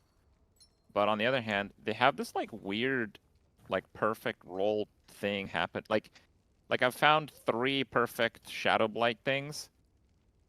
And the roll is 60 to 120, and I've only found like 10 of them. There's no chance that that's random. Like I think it kind of cheapens it for me. I want them to actually be random, because that's how it was in D2. Getting like a perfect unique, even if it wasn't that good of a unique, felt really good, and it kind of made me pick up all of them. Yeah. It's I agree with that. I mean, it is random. I think what you experience is that there's not that many steps that can roll, right? It's 60 to 120, but it's like 60, 70, 80, 90 or something like that. No. So this is probably how it works, no? No, I have like No? 106, 109. The cap is 120, so. Oh wait, I thought don't you were think so. complaining that you found like perfect ones all the time. Like what? Then I misunderstood Yeah, then. I found 3 perfect ones out of the 10. Ah, Like, okay, there's okay. another one. You know, Razor Plate. The Razor Plate has a range of thorns at high level of like 4,000. Yeah. I've found 2 that are the worst roll. There's no chance. I don't think that it's actually a range. I think that there are certain benchmarks that it can hit. There's Yeah, like I 5 think- or 6 benchmarks. Yeah, exactly. I That's see. what I said. Yeah, there's like, you know, a few steps. I've had so many perfect rolls. There's no chance. Yes, exactly. So there's Yeah. like, maybe there's like 20 different intervals on like, you know, an item or something, right? So that it can hit, and you got lucky and hit like the max roll a few times. Right. Yeah. I still would like it to be like all the way random. Yeah, Yeah. I guess it's like a very minor thing. I don't really have an opinion on that, I guess. I think that would be nice too, and I really like what you said. I think especially every core skill aspect should be an aspect. And yeah, they could be even lower to just make it playable, and it does get exciting to drop a good one. And like if there was gonna be drop only ones, that could be like the ultimate things or some of the defensive ones, like something that isn't like build enabling and mandatory. Yeah, but I mean, how would Also you? just got a 92 Shadow Blight, so it's not even a factor of 3. This one might actually be random. I don't know. The theory is falling apart, guys. It's falling apart at the seams. That was this Blizzard going like, "Oh, you're talking shit." This is made one just for you right now. Yeah. No, but one point I have about the codex powers is, I mean, how would you go about changing the codex now? Like, I mean, they clearly cannot make a dungeon for every single codex power, for every single legendary power, and every dungeon has a codex power now. So should they just remove certain codex powers and then add other ones in, or like Double up. just They get could you even get have- 2 well- for one dungeon or what? But no, but some codex powers can be default Why not have them drop from the different act bosses? or that. Like that would be fine. I mean, yeah. Okay, I mean, it could definitely be like more unlockable, like more things you can do to unlock codex powers, right? So maybe it's just like you do like maybe even like a side event, right? You could do like a local event in this area and a local event there, and maybe that also unlocks one. So this could also be like a bit themed around, you know, certain powers, I guess. Kill the I butcher think it's 5 an easy times. fix. Like you can even do cute stuff like if you do a dungeon, you get its codex power and a random other one or something like that. Yeah. Right.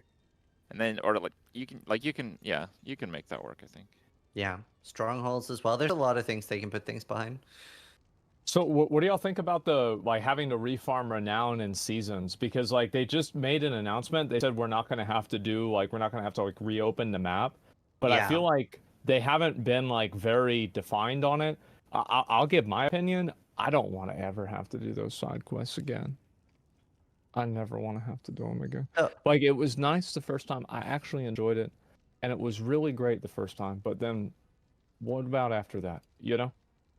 If they swap the Paragon points and the Obels, and with the fact that they said you were getting the renown from the Lily statues we've done before, right? I didn't mishear that. Yes. Yeah, so we actually are starting a lot higher than we were before. We get the full exploration and we get the Lilith statues. If you then swap number 4 and 5 around so that I at least get the Paragon points at 4, then I'm okay with it. That's a good point. I would be okay with it at that point, but I would still prefer to not have to do that. Yeah. Well, the thing is that what is your plan for starting out a season if you don't want to do renown? You just want to go straight to the best dungeon and just grind it, or what? I mean, yeah, pretty much. Like, you know, play a new character, build that character, get the gear for the character. Like, I mean, it's like renown isn't really like there's never going to be a point where like I level a new character and like part of that enjoyment for the season is going to be doing the same side quests. And like because you know, a lot of you guys, how many of you guys read the side quests? I just read the pressed by 3 they come dialect one. skip button. I read that one Dialect. too. I read by 3 Yeah. they come. I think that was really good. I was very excited for that one, but other than that, I didn't care at all. Yeah. I mean, personally, I gotta say, I'm a huge fan of the renown system. I really like that it actually incentivizes you to go around the world. You know, you do the stronghold there, get the waypoints. That's what I've done with all my characters now. So I've done this like 3 times in a row basically now. And I had a good time with that. You know, I like going around and just grinding my way through the zone at least once. I didn't do like full renown on all of the characters, but you know, I did a full renown on my first, and then kind of like, you know, it should be an option at least to do the renown on the alts, and it's something that is not like useless, because the renown on the alts gives you like literally nothing. It gives like 10,000 gold and like half a bar of XP, you know, or something like that. And that is like pre-level 50, where you have 10 bars. I think So- having it give like huge bonuses to experience would be cool. Yeah, But, exactly. like, yeah. I think I have a solution. Okay, What is it? since wudijo is the only one who wants to do it, What if everyone who plays during the season just gets progress for free when Wudijo gets the completion for request? Great, I'll get it on probably the first day, right? Yeah. Yeah, Yeah, Would sounds that easily. work? awesome. I think that would work. Yeah, I mean, you're gonna have it by hour 6. Yeah, no problem. Yeah. Excellent. I mean, I'm already like, you know, strategizing around the renowned Yeah. speedrun basically. So, but Speedrunning the side quests. yeah, I mean, I agree with the side quests. I don't want to do side quests, but what if, for example, they add the season content as potential renown sources? So you do like your strongholds and you do like your dungeons, like you're gonna unlock your codex powers anyway, and you know just kind of go around, do all the dungeons, and you have like a good head start from the altars and the exploration. It won't even be such a grind, I think, because of this head start that you have from from all that. And then let's say that they add like the season stuff as renown as well, so you can like do like a season event there and a season event here or something. I think there's just so many things they could add a small amount of renown to as well that would make it a lot less of a chore. Like, for example, you already completing a dungeon gives renown, but what if repeated dungeons give 2 or 5 renown, and then you have like world events do a few, like between 1 and 5, Helltide stuff give a little bit. Like, there's a lot of things they can give a little bit of renown with that makes it still enjoyable for, like, you know, majority of players are playing these types of games to just grind. And I don't know. I haven't heard that many people that are, I love the side quests. I want to do more of that, right? There's none. I think that's a really good insight that like people are really not complaining about renown. They're complaining about having to redo side quests. Yeah, Yeah. exactly. But you know, let's say there's like, you know, 2 or 3 more sources and you can completely skip side quests, right? I also don't want to do side quests again, to be honest. You know, like I try to stay away from them as much as possible, but just this variety of going around, doing a dungeon here, doing an event there, I think it would be cool. I'm gonna be a side quest defender. Okay. Okay. All right. So I think any individual side quest, once you've reached where it is and you have it tracked, it's fine. I think the problem with side quests is every time you're doing a side quest, you're dealing with a crappy map system, the crappy navigation system, the horse bumping into crap, the fact that you can't have more than 20 of them. It's really hard to track, even if you have a lot of quests in an area. The difference between a tracked quest and just a quest is, it's like a 1 hue difference in the blue. Like it's blue versus slightly bluer. You can't. I even just tell learned which that there's quest a you're difference right tracking. now. You can't properly skip the dialect. Like I think the actual side quests themselves are fine. It's just every time you're doing them, you're dealing with the worst parts of the game. Yeah. Which Very brings good us to a UI, I guess. That was the number one thing I was really upset about today, is that they didn't even touch on the fact that there's no map overlay. I was like, talk about it. I will be the contrarian this time. I actually don't mind the fact that there's no map overlay. And I think that in general, like whenever I play PoE, I always have it up. And I do think that contributes to kind of a more weird experience playing and just having this map up over the screen the whole time. So I actually understand where they're coming from. But just like don't not have it wanting up then. Say what? Just don't have it up.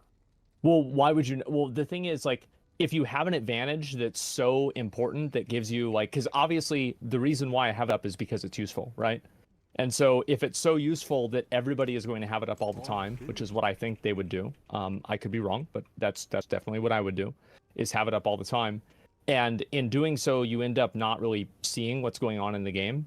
Like, do you see that as being a good thing? Because I don't really think so.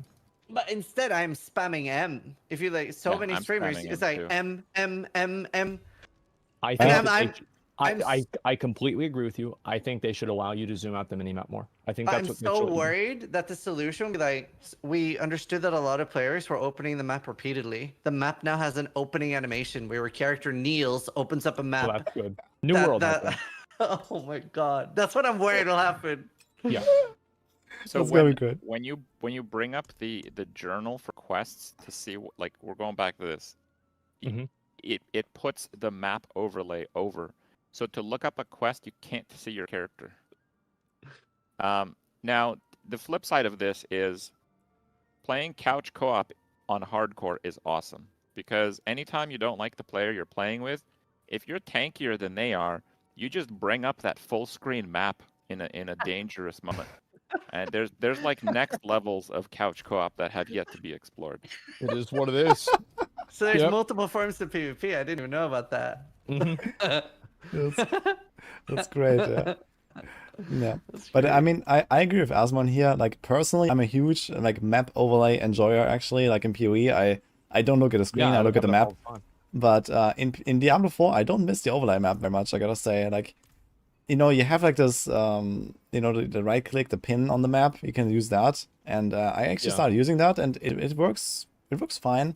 And in dungeons, if you know the dungeon layouts, I feel like it's really unnecessary. Like if you run the dungeon a few times, you know the layout, you know they're kind of similar, and you know that okay, there's a side room here and a side room there, and you know you kind of go through them and you know your way around. So I The don't miss it bin at is all. so bad. It's the DPS equivalent of sending you to the ocean. It's like I click and it's like, okay, here it stops and it just like goes through the mountain and I'm like, bro, like I want my overlay map. Yeah, I don't understand how that like if have y'all played Lost Ark before? no. Yeah. In Lost Ark, so like if you click, like let's say there's a road with like a bend in it, and if you click on the other side of the road, the horse will walk around the bend. If you click on the other side of the road in Diablo 4, the horse will just walk into the wall. Why is that? I don't understand. It doesn't make any Horses sense are just to me. not as smart in Diablo. Pretty obvious. It's true, yeah. In Lost Ark, we do have unicorns, so it makes sense. I've said it on my stream a few times now, but the mount that I want in this game is like a freight train. I want Okay. to just stampede over the mobs. I want their scrawny barriers to be like completely obliterated when I walk through them. I want NPCs to be trampled and recover like a minute later. Like this is the mount that I want in Diablo 4. I don't want like like the donkey Yeah. first time riding, you know? And I did find it a little bit sad, just from an RP point of view. I found it a little bit sad that like all the like dismount abilities are like the coolest thing ever. The only one that's useful is Sork. Like the rogue pops off, fires like a volley of 1 damage arrows. The druid jumps off, goes like Giga Slam for like 17 damage. And I'm like, bro, why can't these just like, it's not like I'm gonna spam them. They have like a crazy long cooldown. I'm not gonna get back on my mount to go farm monsters. Like, please, like, let them like at least one hit like the normal trash monsters. Yeah, I agree with that. I mean, they don't seem to like, scale with anything, right? At least they could scale with your overall character power, like you know anything else does, and you know you can actually do something with it, right? Yeah, especially the rogue, man. The rogue is a sad story, man. Yeah.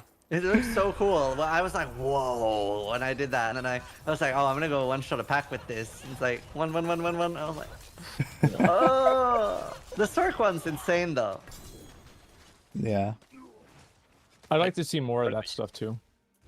Yeah, maybe they Yeah, could it's actually very like cool. allow you customization, like you know, actually slot in like a different ability, and it would actually become a bit of like a part of the combat, you know, like the open world exploration, right? If you focus more on open world content eventually with like you know seasonal stuff or whatever, they could also like beef up those dismount abilities, or maybe even some other benefits that you can get from your mount. Mounted attacks. Yeah, not that maybe like this would be like too much, but at least like you know having like you know like a you know you have like no abilities, right? You only have like this dismount, you have this dismount attack and the boost, right? And there's like 3 extra slots that you can fill with some stuff, right? Where you know maybe a bit like the dragon riding in WoW, right? There could be like more abilities that actually do something and like you know just you know spice it up basically, and maybe like another attack you can do or whatever. Well, I mean, hopefully, I mean, what happened in WoW is they added extra abilities to dragon riding, like throughout the expansion, and they still are. So, like, hopefully they do the same thing. I think that'd be great. Yeah, I think it would be definitely the way to go to make them more interesting and you know like more included in the overall combat. Right? For me, like right now, I go on the mount, I press speed, and then I ride like 2 screens, and there's like a huge pack. I dismount, I you know do my thing, then I you know dash evade, and then I mount up again into the next pack, and it's kind of like a nice fast back and forth. Yeah. But the fact that I just like go up on the mount and down on the mount without anything else is a bit sad. Yeah. Yeah, I hadn't actually noticed the roleplay horse walk until day 2, where people pointed out like the further away from your character you hold the cursor, the faster you run. I hadn't noticed that, so I was like, why is everyone faster than me? So yeah. Apparently, you can't even do that crazy. on a controller. By the way, I've heard that controller people they cannot run faster more with the mount. Oh wow. That's even worse. Well, I we thought gotta it was get him for somewhere, console. you know? Those controller Andys are taking over, at least Yeah. the world of Necromancer. Especially Ruining with our their- game. especially with their advanced search features. Oh. Yeah. Oh, I really want to go back to items actually. How do you guys feel about vulnerability? I feel like on every item, all I'm looking for is vuln because it's like in its own bucket, and it's crazy strong. You can't have multiplicative affixes in the same pool as additive ones. Everybody is going to go with the multiplicative one, and it's just common sense. Like, I understand that, like, you want to have, like, good and bad affixes, but I'm going to be real. I think that most of the abilities, like close damage, far damage, core damage, like, these are all just, like, percentage increases. I don't feel like any of the stats that you get, except for maybe vulnerability damage, are interesting at all. Mm-hmm. Yeah. It's so much more damage. Yeah, I agree. Like vulnerable. I mean, vulnerable is just like too OP in general, right? You have the glyph for it. You have like the, you know, especially on BARB and Rogue, you have like vulnerable on like all the weapons. I think if the glyph, it's like the glyph, the exploit glyph, if that wasn't like vulnerable damage, but actually like, you know, additive damage like the other glyphs, then you could theoretically think about not running vulnerable on like something like a Sorg or a Necro or so, where you don't stack many weapons with vulnerable damage, for example. But for example, on BARB and Rogue, it could be like more of like a, you know, integrated class mechanic, so to say, right? Where you have so many sources of it. And it could be like a kind of like a thing like Fortify and like, you know, all these other kind of class mechanics, barriers that, you know, some classes kind of lean more into than others. But right now, every single build that is good has to have vulnerable. And this is like, too mandatory and too powerful, and then it's down, it feels awful, right? So you always have to search for a way to have perma-vulnerable in your build. If your build doesn't have perma-vulnerable, it sucks. So that's basically how it works, right? So it's like too much of a you know, black and white, basically. And yeah, just in general, I think the values at the very least need to be massively lowered. I think it's fine that they're on the same items or the same, you know, stat pools, basically. If the values were much lower of vulnerable damage, if this wasn't like 60% vulnerable damage, when I can... you know, then if it was like 15, I would say, yeah, okay, that's probably like a kind of like a trade, you know, you can make, right? But yeah. So it also, for Rogue, makes bow completely useless, right? Like, I didn't actually realize how big the difference would be on Vuln. So the fact that like bows have, I think it's distant damage, and then crossbows have vuln damage, it's like, yeah, okay. I mean, bows are just awful. Like, you know, like people ask me like 10,000 times every single day, like, yeah, why do you use a crossbow? And I just say, yeah, okay, you have like one item that gives you the best stat in the game, and then you have another item that does literally nothing when, you know, almost everyone plays a melee rogue. Yeah. So, you know, of course you're gonna choose a crossbow, and even the bow builds use a crossbow, you know, because distant damage is just terrible. So yeah, it's just like, yeah, the vulnerable needs to be retuned for sure. It makes the unique bows really bad too. Yeah. It was a little bit closer before they nerfed the crap out of the Vuln glyph though, because characters that didn't have much generic damage and actually had a lot of Vuln damage, it started to swing a little bit the other way. But yeah, it feels like Vuln was something that wasn't considered when they made a lot of changes with itemization and gear over time. And more recently we can see that being really evident with the glyph change. Like, the glyph change was pretty big. I just don't really like vulnerable, and the more impactful vulnerable is, I think the more annoying combat is, because I mean there's characters with like 300 vuln multipliers, and you're literally doing like no damage or damage. So when it's a conditional effect that you have to apply, it's just combat is always going to be put your curses up, then you can do damage. Next attack, put your curses up, then you can do damage. It's just this tedious form of slowing down combat that I just really don't like. I think it's okay if like one thing is just way better than others on gear. It's pretty hard to avoid that, honestly, it seems, for most games. But not this one. This one's just not a good mechanic to be the one that is leveraged, in my opinion. I fully agree. Like, if like vulnerable in the early game, you know, you have like 20%, 30%, you know, like you apply it, it feels good, you know, you notice you do more damage, but it's not like you need to have it, right? But late game, you need to have it, or else you don't have a build. So it's just like, yeah, like if the numbers were like way lower and maybe you can scale it to something like maximum double damage, let's say, I think that would be okay. It's like massively lower basically from now. Yeah, have like a cap on it or something like that for sure. Yeah, I hope they just like end up grouping them. And also with like crafting, like do you guys like the current crafting in D4, which is rerolling one stat, or Is that real crap? no? But it's what we have, right? I would like to see a little bit more Bad, though. crafting. Yeah, Yeah, it's not. elementary. I don't dislike it. It's okay. I'd just like to see more. I'm surprised with how good a gold sync it is. Like, Yeah, there is. so- obviously, like something I've seen in the last like 10 days is loads of people from other games being like, "Oh, I wish this was more like this game. I wish this was more like that game." And I love when games are different, but there is one mechanic that I love that I think every game should have, and that's Path of Exile's Valord, which has been introduced to like Diablo 2 mods as well, like Path of Diablo, Yeah. etc. I'm such a huge fan. For those that don't know what it is, it's basically like high risk crafting. It's like a final step where you have a chance to either make the item better or break it entirely. I love that. I really wish there was something like that. Oh yeah, absolutely. I mean, corruptions would be amazing to have, but maybe this will come over time. I think that, you know, right now we have this rerolling of a stat, and maybe eventually we actually get something like, you know, you pick up a white or blue base and you do something with it. Maybe they're going to introduce rune birds, you know, maybe they're going to introduce corruptions. I think there's definitely room for that, you know, like long term to like start adding some stuff. Like, yeah, I think for now it's kind of fine, but I would definitely really like to like, you know, grind up for like 100 hours and then at the very least for like 1 or 2 of my items, I can use all those materials I have gathered, you know, like the 9,999 raw hide or whatever, and, you know, actually do something with it and, you know, craft an item, you know, exactly how I want it from scratch. You know, that would be nice, you know, even if it's like a very rare thing, you know, at least I can, like, it's something like we talked about with like the working towards a goal, right? Like, it doesn't have to be only uniques working towards, it can also be like the best in slot weapon or like a nice armor piece or something, right? And I can actually use my stuff and kind of like deterministically get there, that would be great. But this shouldn't be like the main way of acquiring loot. I think they still, and the devs also want to keep it that way, right? You want to find loot. But something, yeah.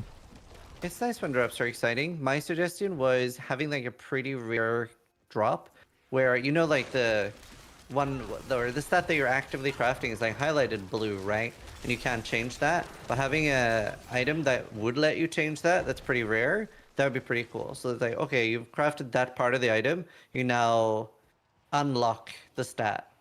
And as long as that's like pretty rare, then you can at least craft 1 or 2, but it doesn't reset the gold sync, then you have an extreme gold sync as well. So actually crafting an item to perfection would be very hard, but maybe crafting 2 stats is pretty doable. I think their system that they've set up for the game is very open-ended. It's very easy for them to add this onto the game, and I'm kind of hoping they will with the seasonal content. I haven't really made up my mind on what I think they'll do with seasonal content, because they could go like big on seasonal content, or they could just, you know, start really small and work on like polishing other parts of the game. I think, and I'm hoping that they'll go pretty big in the first one to kind of set the bar of what each season might be later. So I'm expecting the chaos to be interesting. Yeah, I really hope they go as big as they can. Like, just do crazy stuff. How do you guys... This is going to be like a crazy thing. How would you guys feel if they added raids into Diablo? Like a 3-person boss or a 5-person boss, like world bosses, but they're harder. I'd love it, and I'd love to see world bosses being harder. I think they're really cool. And like, we did the first one that we did, which was Avarice, and we were super under level. We weren't ready for it at all. It was actually pretty hard. And like, yeah, somebody in our party didn't have a cheat death potion, was staying out of the zone. I almost got one shot instantly because I didn't know how Avarice fought, and I wish they were a little bit harder. Staying out of the zone doesn't seem very hardcore. I mean, it's... No, it was full bitch mode, but you know. Well, personally, I've been skipping world bosses like all the way. I'm just not really interested in doing them because they're like just like not really a big challenge or not really worth my time right now. I think raids would go too far. I think it's important that in Diablo 4 and RPGs in general, like the stuff needs to be soloable, I guess. It's fine if you have like maybe group setups that actually take on the, you know, something like an Uber boss or so together, and you know there's like some kind of like reason to do it. But it should also be a solo thing. You know, like Uber Lilith, you know, that could also be a raid, I guess, so to say, like as a 4-player raid. I don't think it needs to be more than 4 players. It probably cannot be more than 4 players. Or maybe it could actually, right? You can have more than, like, if they find a way to like make a raid party, basically, right? That would be okay, but it should still always be also a solo experience. I think that's one of the biggest things, right? Is like for a lot of people, like playing an ARPG or playing a game like this, they don't want to feel like they have to be in a group, and I think that's why the question is so divisive. I was like kind of curious to hear what you guys have to think about it. I don't know what to think. Like, I would like to see them try out a raid in the seasons, and I hope that's what they do with like these new seasons, is just try out new crazy cool stuff, and if it doesn't work out, then just don't do it again. Right? That's it. It's done. I feel like would love to seasons see are, it. like, really That's safe fair. with that. Yeah. I mean, Yeah. why not? You know, if it's like an option, I guess, if it's like not required, you know, for you to do it as a solo player, for example, it's just like some extra, then sure. Yeah, I mean, I'd like to see them go big with seasonal content, but games are always going to struggle to keep that balance between like solo play and group play. Yeah.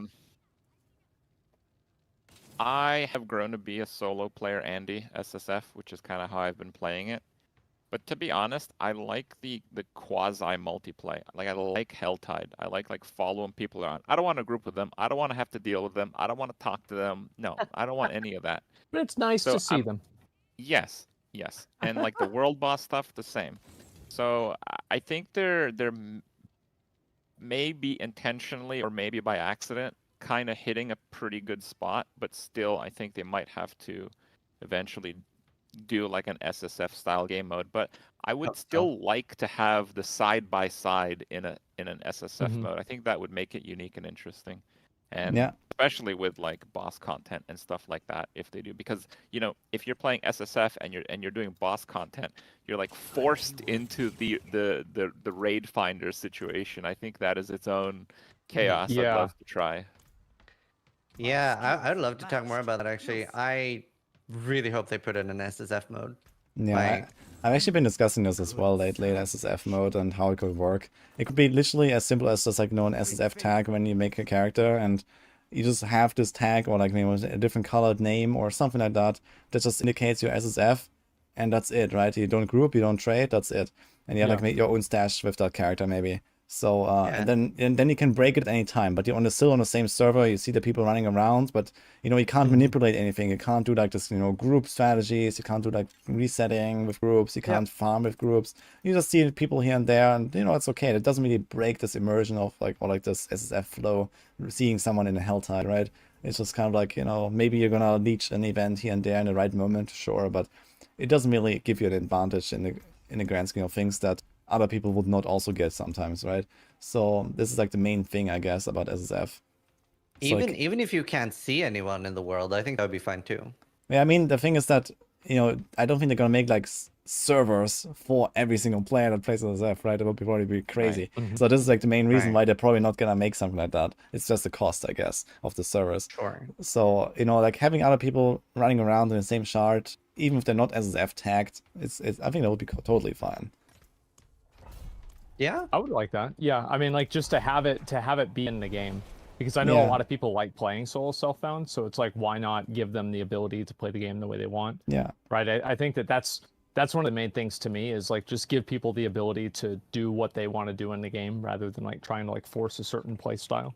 Yeah, exactly. It's so and fun for competitive stuff too. Yeah, exactly. Especially for competitions, for races, you know, for leaderboards eventually. And like there, it will really matter to have this SSF, like, you know, a verification of SSF, because, you know, basically most of the competitions are going to be based around solo play probably, because it's just like the most, you know, skill expressive mode to play, I guess.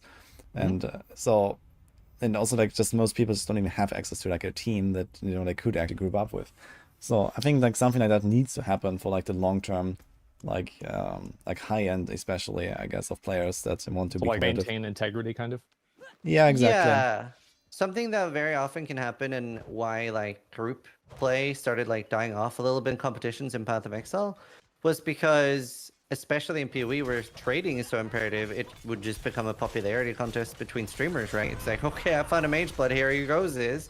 It's like, that's not very fun, whereas in SSF, it's entirely merit-based. Yes.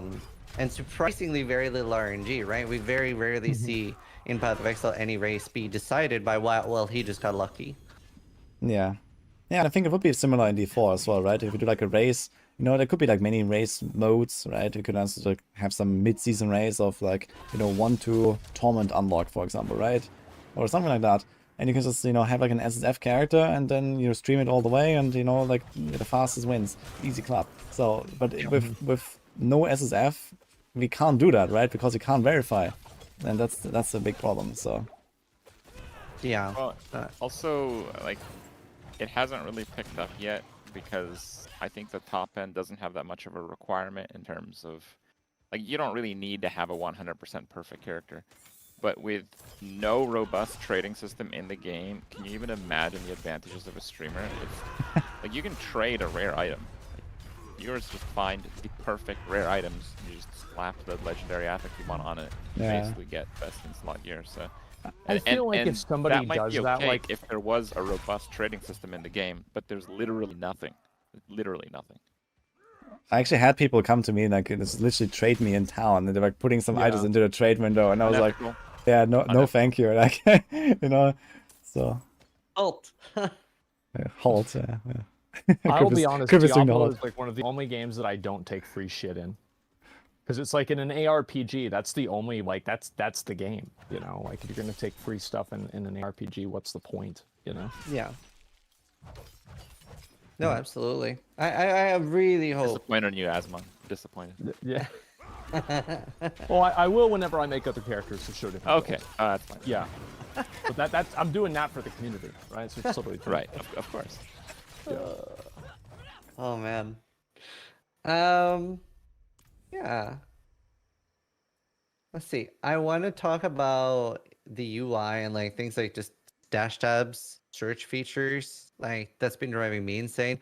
Like even after my first character hit 100, I was like, man, this is gonna be a problem. Now my second character is about to hit 100. I had to call, like, I'd start calling good items, and just like, yeah, that's I have crazy. 5 mules. It's 2023. I'm playing a new Diablo release. I have 5 mules. Yeah. Oof. Yeah, that's a big that's oof. crazy. Like, there's been a lot of tinfoil hat theories. People have been like, do you think they're doing this to see if it'll be acceptable to sell stash tabs? And I'm like, surely they would get a lot of backlash, right? It's a $70 game. Like, it's kind of excusable in PoE just like because Diablo Immortal, that backlash. That very different audience. Hundreds of millions of dollars of backlash. Yes. Very different audience. I'm not sure if they can really. They're afraid of is from their shareholders. It, like their shareholders, they're gonna be just fine with paid stash tabs. I tell you that. Yeah. I don't think they can realistically sell stash tabs. I think they have to be free. So if they make extra stash, then it has to be like, you know, unlockable or something. They did it in D3, for example. You play a season with the season challengers, and then you get a stash tab. You can do this 5 times. So I think it's gonna be maybe something like that, where it expands. I don't really think they're gonna do like the PoE way with selling stash tabs. That would probably be too much for a lot of people. I wish they would just sell it for gold. They're definitely selling stash tabs for money. Well, let's see. I guess so. About? Are you serious? I'm so afraid of that because I bet a guy in my stream $500 that they wouldn't do that. Ooh. They're definitely doing that. I am so nervous. If I had money in Blizzard stock, I would be upset if they didn't. Okay, that's where I'm at. You're losing your money, Asmo. Like it's just a matter of time, and I think you're losing it soon. How are you gonna recover from this setback? I don't know. I have to go on my main channel or something, farm more subs. Yeah, I have to take a deal from Kick. Apparently, those are paying pretty well. But let's go back to the topic of like the stash in general, I guess. I mean, the stash is obviously awful, right? It's like way too small. It has no search. I mean, these are like obvious issues that everyone saw coming. Even stuck at my level 20 character in the beta, you know, like playing like 2 or 3 different classes, I already had so much shit in my stash. And well, now I have a level 100 character. I have like, you know, a bunch of like perfect rolls of aspects there, like saved up in case I need an upgrade. And then I have like a bunch of like, you know, base items that I may or may not want to use for like pushing or for some other build or for selling. And you just don't have any space for any of that, right? I play like 1 character, my entire stash is full, and I'm really, really selective about what I put in there. So I think it's fine that there's a bit of a decision making, but especially the aspects. The aspects are a huge problem. So actually the sigils. Yeah, and the consumables and sigils being in the same tab. I'm like, dude, Yeah. hello? Yeah, that is like that, I mean, it can be easily fixed, I guess, right? I can just literally make like a sigil inventory, and then, you know, at least have like some extra space there, and it does get mixed together, right? So it can like kind of like organize it. Like I like to organize my sigils on the fly, so I put like, you know, the ones I want to run like in the bottom left corner or in the bottom right corner, and then I kind of like put them like, you know, in order of like the way I want to run them, kind of. So with this inventory, we have the elixirs in there as well, and you have like these 50 different elixirs, right? If you farm Hell Tide, you get like all these elixirs, and they just clutter everything, man. It's horrible. So Elixir tab. yeah, Yep. Yeah, I mean, Nightmare Sigil tab. Aspect tab. yeah. Bottomless Sigil tabs. tab. Oh my, the How much are quality we of life. buying this for, Krip? Yeah. The problem of Nightmare Sigils is so bad that when they're gonna charge for a stash tab, you're not even gonna feel bad to buy it. Like I'm telling you, this is like a perfect layup. Okay, we're getting laid up right now. Yep. This is a Yeah, combo move. Create the problem, sell the solution. Hey, But is what it it's is. done so exquisitely, you know? We really have to appreciate this moment in the hustle. Well, I mean, the thing is that I guess the problem just comes out of the game design, and I don't think that like they actively designed the stash in a bad way. Like, I mean, if you just had more stash space, it would still be a struggle to handle all this stuff, I think. So more space is not the solution necessarily. It would be like a map tab, like in PoE, right? Or it would be, you know, like a currency tab, like in PoE or something. Like we have like certain fixed slots for certain things. You know, you have like your elixir of this and elixir of that and elixir here. You know, like the elixir tab. So, you know, if they actually do like PoE style specialized tabs, then yeah, I think this is like actually dealing with the problem, and they're not necessarily just selling a solution. So I think the problem just arose from the game they made. But okay, I mean, it's just me. I have hard to another say. thing to say that I actually brought this up in my original review that was driving me crazy, even just playing level 25. When you hover over items quickly, you can't see their stats because they have this like transition thing. I'm not even that fast of a reader, but the thing drives me crazy.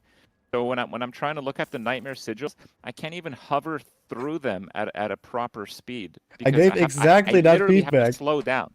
Yes. You have to go 20 miles an hour on this road. That's like double lane and no, 20 miles an hour. That's it, right? It's like next item, next item. Oh, I think that one was 3 items ago. No, it was this one. It's if it's too slow for me, it's a problem. I want to be able to see stats on items that are on the ground. Yeah, Like, that too. and honestly, I want some sort of basic item filter, like where at least because at the moment I don't care at all about sacred items. Like if I don't care about gold, I'm only picking up ancestral, and usually only picking up for a few items that I care about as well. If I'm trying to go fast, like the fact that the game launched without a basic item filter is crazy to me. Yeah, I feel like I'm also always agree. leaving items on the ground or like constantly paying attention to like try to read everything that I'm walking by. Yeah. I think there's like sometimes so much loot, like we talked about the density and like these large monster packs, and like sometimes you go in there, you blow up like 5 elites, and then there's like, you know, 10 yellow items on the ground, and I just click on a bunch of things that say ancestral and move on. But I mean, maybe number 1 is like there's maybe too much loot. Number 2, yeah, like the item filter is absolutely needed. Like especially, it's not just a basic filter of like, okay, leaving out sacred and blue items or something. Like, you know, but the fact white that items. yeah, exactly, white items. But you know, at level 80, 90 or so, like your gear is kind of like in a good spot, right? And an upgrade is gonna be like a 1 in 1,000 drop or so. Like, why can I not just say, okay, I want at least, you know, 2 out of those 4 stats on my piece, and then maybe highlight it some way, you know, right? Like, why do I have to look at 1,000 items or, you know, 1,000 chest pieces to maybe have a chance to get like an upgrade, you know? Like, everything is trash besides this 1 in a 1,000 drop. So why can't I just like say, okay, I want that, right? And like highlight it for me. It doesn't have to be like filter out everything else. It just, you know, it drops in like a, you know, a green color or whatever, right?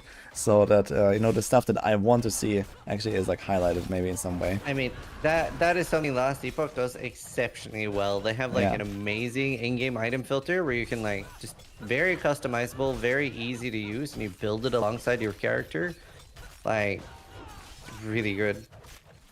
Yeah, I think that's like definitely needed. At least like, you know, once more and more people start reaching later stages of the game, they're gonna run exactly into those problems that we discussed here, because, well, we are masters and we have seen, you know, like we're level 200 and stuff, like we have seen this problem, but most people have not. And it's going to become very evident very soon for people, I think, that, you know, once they approach level 100, you're just going to have so much trash. And then the fact that you cannot even sell all to the vendor and you have to like sell them one by one or mark them one by one, you know, there's not even a sell all button because, you know, you don't salvage items, you just sell them. So Yeah. it's just so backwards. So it's mark as junk, you know, it needs to be exactly reverse, I think. You know, like I want to mark the item I don't want to sell because everything else is trash anyway. Like, you know, 999 items are trash. It's like, I know that everything is trash. So why do you need to tell the game that it's trash, you know? Yeah, instead of the junk feature, I'd want the opposite of that, like spare this item feature. Yes, exactly. This is how it should work, in my opinion. It's just like I don't know so. if you talked about this because I had to step off for a second, but there's a cap on materials that I hit. Yeah. Did you cover that? No, we didn't. Yeah. Okay, so like, there's a lot of loot that's like auto pickup, and one of them is like leather or something. There's a lot of leather that drops. You just don't really. Raw They hide, are yeah. increasing that though. They did say that on the podcast. Yeah, Okay, they're so increasing it. it hits 10,000, and you can't drop it. You can only upgrade the leather to the other leather 20 at a time. Oh yeah, and it costs gold too, doesn't it? No. And it's not like That's one different, click for okay. 20. No. You have to click, hover over their 1, type in the 20, Oh no. enter, click OK.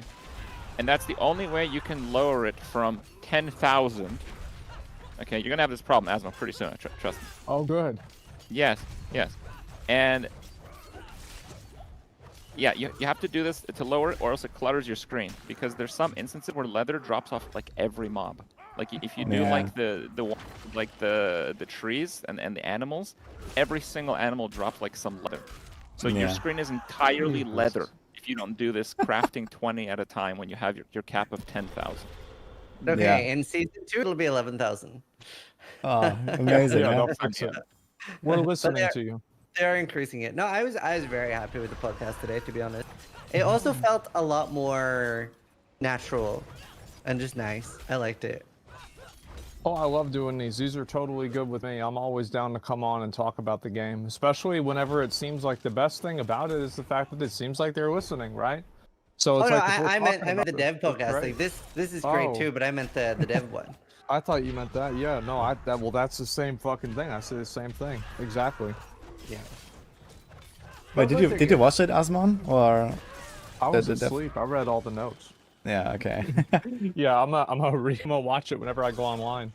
Yeah. No, it was really good. Are you gonna react to this podcast again afterwards? I'll probably tell everybody that's on because it'll probably be on your channel, right? Yeah, I was Yeah. just Yeah. joking. It depends. Yeah. Let's see. I don't know. Do you guys want to talk about the story? I know, like, obviously that's spoilers for some people who are still That doing would be it. spoilers for me because I actually hit escape on every single conversation. and Ah. cutscene. I've Okay. actually Yeah, not some seen crazy shit does anything. happen. I haven't seen a single thing about the actual Okay, campaign. that's fair. We can skip talking about the story. And just to be clear, I know I had like access in the review beta or whatever. I skipped those too. I have never seen any cutscene or I've Okay. never seen it.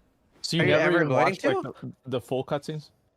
It's just I'm doing the campaign at a time where I'm so sick of like NPCs giving me forced conversation pieces where I'm just completely done with it.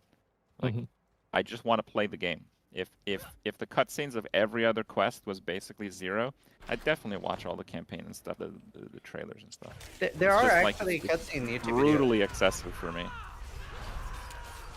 Yeah, there are actually like cutscene YouTube videos. But so what I was doing was I went through the campaign on my second character, and I actually died. I was looking at chat, and I mistook my own poison trap. I thought it was my own poison trap for like 4 green explosions. I was like, oh, that's mine. I'm good, huh? And then just ghost. I was like level 20 or something. And then I was like, do I really want to go do that again? So what I did after that was I watched the last of the cinematics on a YouTube video. It was really good. I was happy about the story. I hope they add in more content for the story because I think that keeps people engaged, right? There's like all the people that are like posting about it on Twitter and stuff. Because like it's definitely that thing that like everybody who's like more of a casual player that's what they do a lot. You know, they know all about the story or something like that, because that's like their main content. Yeah, I think it would be Yeah. not so bad. Like, you know, it's like very clear that they're like setting up the story for like, you know, the expansion where, you know, Yeah. we're gonna meet Mephisto and all that, I guess, at some point, right? Mhm. And well, maybe they're gonna even put Diablo into a Diablo game, who knows? So yeah, I think that maybe they have like some slight, you know, like kind of content strategy with that, where like, you know, every season or maybe every 2 seasons, they give like a little tidbit that kind of like builds up to that expansion. That would be great, Yeah. I think, to kind of like move it forward slightly, and then you have like the big, you know, content drop on the expansion. I want to pitch my story theory from Diablo 3. Again, I have Uh-huh. not Okay. seen anything from Diablo 4, but Diablo 3 before the expansion content ended with the thing in the forehead, the soul stone. It just kind of drops from the clouds, and then that's it, right? Where does it go? No. That's a good question, right? Well, who died in Diablo 3? Cain. Yeah. What if from the clouds it just happens to drop through the clouds on the ground and exactly where Cain is buried in his forehead? Okay. And Bear it a like while and listen. resurrects Deckard Cain as Diablo himself. Exactly. Great That's what I story. I mean, you know, I mean, Well, I mean, you the got a lot WoW, of loose yeah. ends, right? And I want Yeah. Cain back in my game, so I don't see a problem with it. I do on Kane back too. That'll bring I don't him care back. how they do Yeah. it. Yeah, but I mean, yeah, and nothing short of time travel can really bring Deckard Cain back, I guess, at this point. I mean, He I could mean, come back don't as a we have ghost. necromancers? the thing is that the whole story is like set like what is it, like half a century after D3 or something. I mean, that's a long time. He was already kind of an old, frail man. Yeah, he But, could be a ghost, like yeah. Sultan Cole. Yeah, maybe. Like Star Yeah. Wars? Qui-Gon. Yeah, exactly. That'd Yeah, be no, I good. think that they could do that. I mean, like, they kind of brought back, I mean, they didn't really bring back, but I felt like did you guys ever play Diablo Immortals, like, storyline? Just to No. do it? No, I did. I I The played 2 next step hours. in my Yeah, I story was did. level 6 times, and I'm like, Mhm. okay, bye.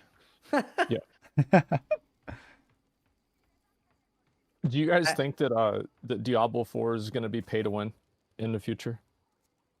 By No. my Dash tab.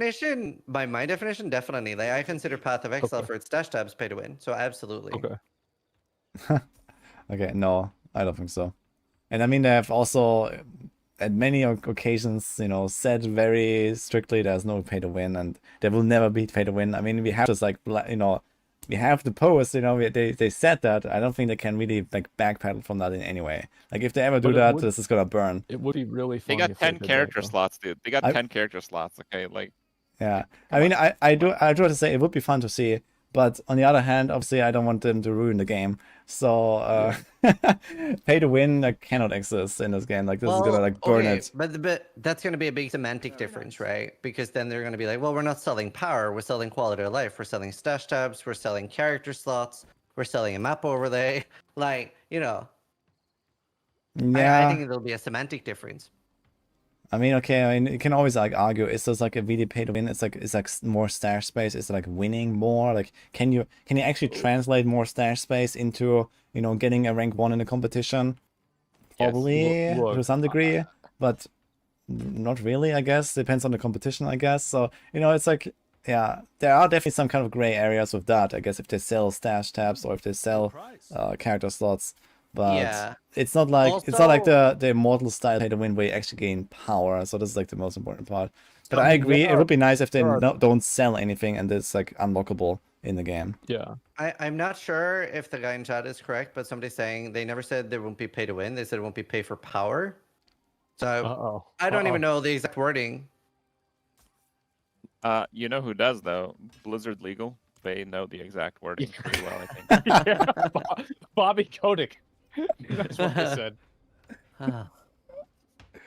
That's good. Yeah. I mean, we'll see, I guess. But realistically, I like if they ever do anything like that, I don't think it will really go beyond something like character slots and stash tabs. I think they cannot do anything outside of that in terms of like selling stuff to people. Already that would be, you know, that would already produce like outrage, I think. You know. Oh, people will be furious. I don't think it will as much. I think if they deliver a good quality game, they can ding people constantly. And I still have the faith that they can do that over a long period of time. But I think 5 years from now, there's going to be such advanced stash tabs in this game where like your nightmare glyphs automatically go there and you can index it when you're in the world and click it and teleport to a nightmare dungeon, and the guy who hasn't bought those stash tabs is using one of his 4 free ones for like a quarter of his glyphs among his mules. Okay, like that's where we're gonna be at. I'm sure of it. You know, like the poor people that only spent $70 on the game. Well, no, that's before the expansions. No. Oh, right, yeah, because you get the bonus pack and it's only $120. Right. Yeah, it's very frustrating. I'm very frustrated with where like monetization in games is going with things like early start and stuff too, right? I think even within like 5 years, we're gonna see like bronze queue, silver queue, platinum queue. It's like, as a platinum queue user, if you're not able to log into the server, we will kick a bronze queue user off the server so you're able to play. What? I would be outraged and instantly buy that feature at the same time. Yeah, I can't believe this. This is awful. How much is it? Oh, I hate it. That's not even a question to ask. Oh, people in Lost Ark, and the thing is, Lost Ark, you can literally buy gold and then buy upgrades with the gold, and then the upgrades make your character do more damage. And people still find ways to be like, oh, it's not really pay to win. I mean, because you can die in a boss fight. So I mean, there are people that have paid money and they didn't win. And that exact time is what I'm moving away from the statement pay to win. I'm like trying to beeline towards it. So I'm going towards, if anything alters your game experience, then it's not cosmetic, and even cosmetics can be pay to win, right? I think even in League of Legends, there's some skins that are banned from competitive play because they give some form of advantage. Yeah, they should do that in PoE too, by the way. You know, some of those like Kirak Vault Pass things, like you can see your flask being active and your Val skill charging. I mean, these are actually mildly competitive advantages. So those aren't that interesting, but there's one where I can't remember what it is. There's something about fast charges come towards you from monsters, so you can see when you've killed things off screen. Yeah. Things like that can very easily be pay to win, but still, like, at least for me, is there anything else? I need to take notes. Anything else that's pay to win? There's one thing that's pay to lose, and that's the Righteous Fire Shaper cosmetic. Because whenever I played, that obscured different ground effects, and I fucking died because of that fucking microtransaction. So yeah, don't get that one. Yeah. But it looks fancy though. Yeah. It started with me. Just like a good character. It started for me because a friend of mine was like, Ziz, you need to try Black Desert Online. I was like, okay, cool. Is there any pay to win in it? He was like, no, there's no pay to win in Black Desert. And I was like, oh, sick. Let's try it. Sick. So I download Black Desert. And literally the minute I launched the game, he's like, okay, now open up the store and buy a pet. And I'm like, the fuck? It loots things for you. It makes it easier and faster. That way and you he can was play like, well, you don't really need it. And I was like, oh, okay, so I shouldn't buy it. He's like, no, you need to. I'm like, you motherfucker. Yeah. So I don't trust people anymore. Now I have trust issues. So now I've started being very like I'm very semantically aware now. I'm like, does it alter your game experience? If I spend $1,000 and you spend $0, do we have the same experience? And it's like pretty much just Fortnite left, right? That's like true in. Oh, no, I did not buy the pet. I did. I played that game a lot, and then I realized that I couldn't play it 16 hours a day, and I quit the game because it wasn't worth playing only 10 hours a day. Wow. It was a good game, but it's like, yeah, like that pay-to-win stuff, like, it's just... I feel like anything that you have that's like that, there's like no sense of like satisfaction in it. Like, I feel the same way about like store cosmetics in Diablo 4. Like, a lot of people are like really critical about how much they are. I'll be honest, I don't care because I'm never going to buy them, right? It doesn't matter. It's just a cosmetic piece of bullshit that doesn't make a difference. Yeah. I have to go overboard on this. Okay. I think they should make cosmetics, some of them, way more expensive. Like, why not make like some $10,000 boots? Like, who gives a shit? Okay. Few people are going to buy it because they're $10,000 boots, and I'm totally fine with that. Well, and you can, and they'll feel good about that too. That's the thing. It's not like they'll feel like a loser or anything. I They actually need more of those cosmetics, in my opinion. I actually have a similar take. So like when a game has cosmetic monetization, that's the sort of monetization that I do want to promote because I want everybody to have an equal playing field gameplay wise, right? That's the most Yeah. important thing to me. And I still think the devs deserve to monetize. They should make a lot of money, and cosmetic monetization, even if it sometimes can be pay to win, it's still the most mild form of anything, right? Some visual increases. So Yeah. for cosmetics, they should charge whatever makes the company the most amount of money. Is that $3 and have it literally everybody buy it? That's great. Is that one being $3,000? That's great, right? Because as long as the company is financially motivated to do updates, I get more content. Whereas like it's so important to me that everybody's on the same equal side gameplay wise. Yeah, I totally agree with that. So, for example, I did play Immortal, and I did it completely free to play. I played it for like a month, and then I quit. And like my goal was to become immortal. And what? What do you mean what? I said a month. A month, yeah, maybe a bit less. I don't know exactly. It was like a few weeks. Yeah. Anyway, so yeah, basically we hit immortal, and I did legend in PvP, and then I quit. So because I was done and I had kind of like peaked, so to say, and I didn't want to continue anymore. It was just like way too crazy with, you know, everything that was going on. Like I hated the pay to win, and I will hate it if it ever comes to Diablo 4. I will hate it even more, I guess, because of how good of a game I think it is, and how much better it can become, and how much worse it can become with pay to win. So Yeah. it's definitely important that they stay away from that for the good of the game. And the annoying thing about pay to win is that it incentivizes whoever is making and selling the game and profiting from the game to create problems and then sell the solutions. That's right. Yeah, I mean, you know, there's always like this argument you can make, you know, do they create the problem on purpose? You know, do they actually create this problem of, you know, your nightmare sigils, you know, just being like randomly thrown in your stash versus selling a nightmare sigil tab, you know?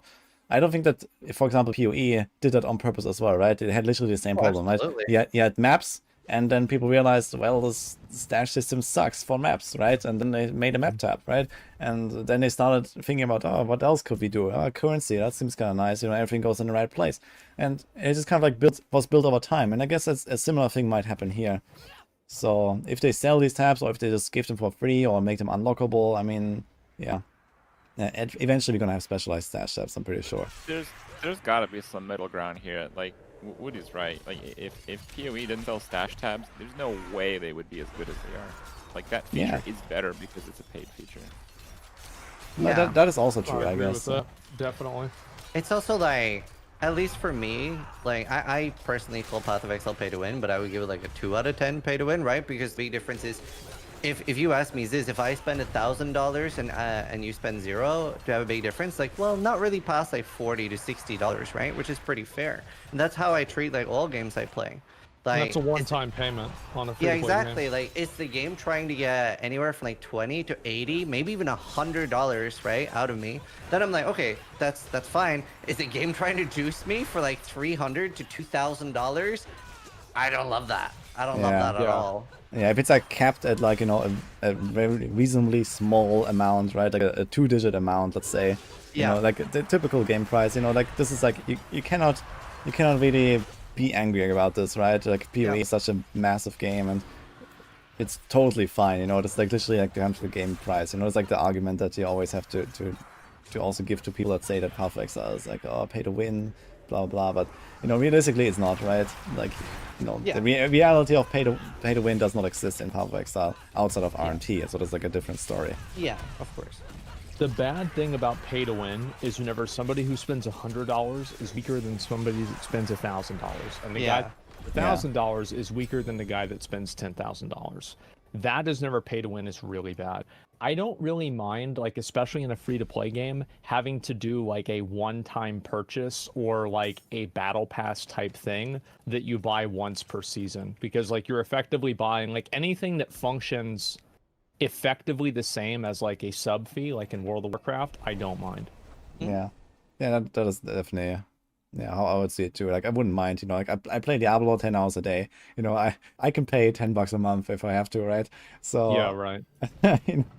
and I think like a lot of people that kind of like, you know, like the game enough to play it enough, you know, it's just like such a small, like, you know, fee, so to say, And I mean, WoW has been Yeah. doing this successfully for like almost 2 decades, right? And that's just how it is. And WoW was a better game for it because of the money that Blizzard earned from it. Wow. Absolutely. How much do you think the expansions are going to be? That got most. Probably $60. And there's going to be a deluxe package, and there's going to be an Omega deluxe package, and then there's going to be the early access deluxe package. Do you think there'll be early access on that too? Okay. So here's the thing. If I think early access is cheesy and it's stupid and it's unfair and I don't like it. But if I ever made a video game, I would do it. Aren't you making a video game? No, I'm just publishing. Well, yeah, I think like around 50, 60 is probably reasonable, like to expect for an expansion, and the deluxe stuff, of course, is gonna happen. If the early access happens again, who knows?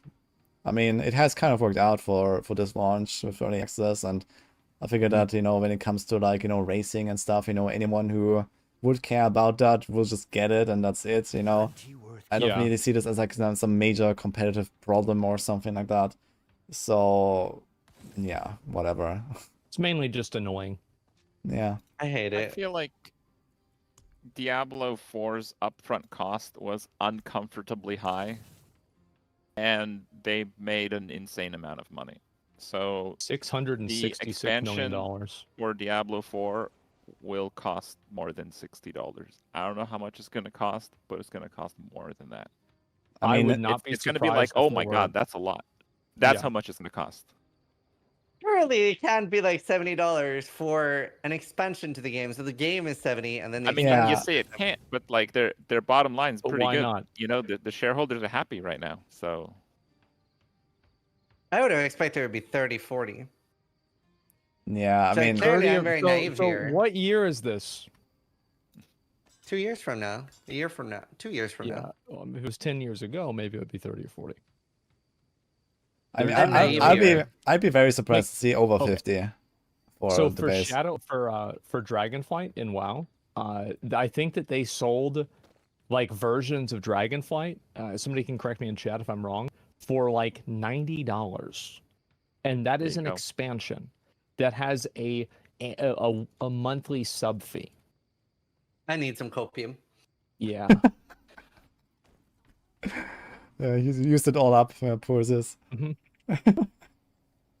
Well, Oh yeah, I fully expect to see like the expansions cost a good amount of money, but you know, it probably as long as the game doesn't have like the unlimited types of pay to win that like Diablo Immortal had, like I'm amazed that you got Immortal, man. Like I thought that like there was no way a free to play player could hit Immortal. well, I mean, I didn't do it alone, of course, you know, and I also had people that were also kind of like carrying through their pay to win and all that stuff. So it wasn't just me being immortal suddenly as my own achievement, right? But yeah, it kind of like worked out basically, and we managed to win it. And then, you know, I was like really focused on PvP. I actually really enjoyed Immortal PvP, I gotta say. And especially like this uphill grind of being free to play versus on the high ratings, you had like a lot of whales and a lot of like really like kind of, that's you like know, every game though that's pay to win. yeah, it was really really tough, you know, especially towards the end, like close to the legend rank. It was really rough.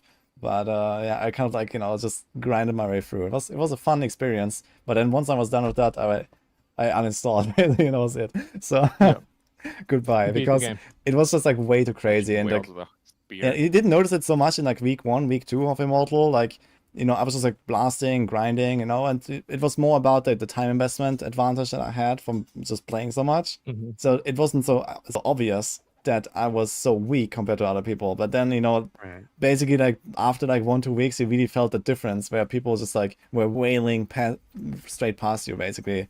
And yeah, then yeah, it was a pretty weird experience, to be honest. But on the other hand, My it was understanding of Immortal is that it's completely unacceptable to leverage time investment. I don't think that's how that game works. yeah, it has a lot of caps and all that stuff. If you mean that. What do you mean exactly? Like time investment was yeah, always capped, always suppressed, always Yeah, Oh, exactly, that's how it is. exactly. It's like you're literally you're getting cooked. Like Yeah. you've got one of those chastity belts on, and you can only take it off for like an hour a day, and then the entire Oh my rest of the God. day. It's how it is. Every game has like these energy systems. It's crazy. It drives me nuts. Yeah, I mean, it does have the energy system, and you can still grind stuff, right? But yeah, it's like massively disincentivized. Yeah, for sure. I Yeah. hate time gating and daily. It's like the only game I've Yeah. ever enjoyed a daily in is Tarkov. Hmm. Frustrating. What do you guys think are going to be the first new classes we're going to see? 100% paladin. Yeah, I'm going I paladin. guess.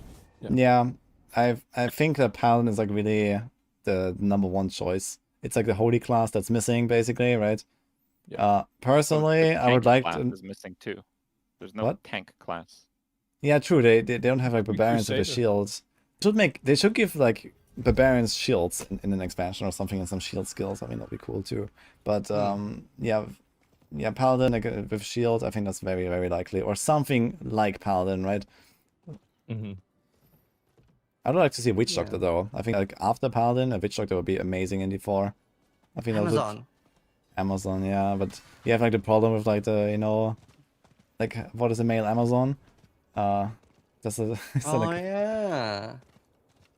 so I don't think we're gonna Apparently, see they something said like that. that it won't be an old class, but I don't know how far-reaching that really is. Like you can slap on a name and get a different theme on it.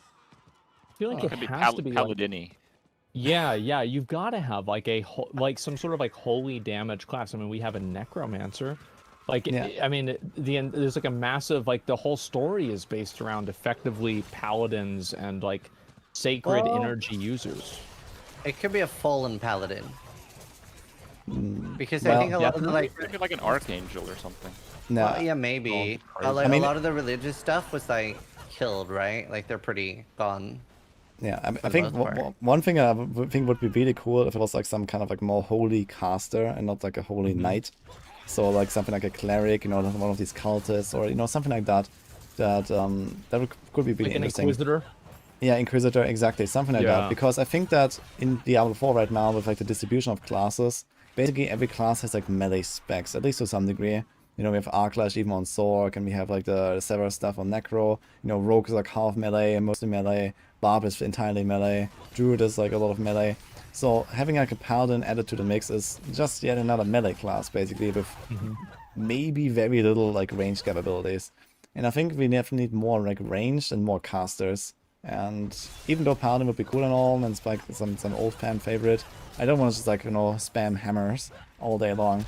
I want to have like a real caster that would be cool with like some like real like holy fantasy. Asmon hasn't played D2.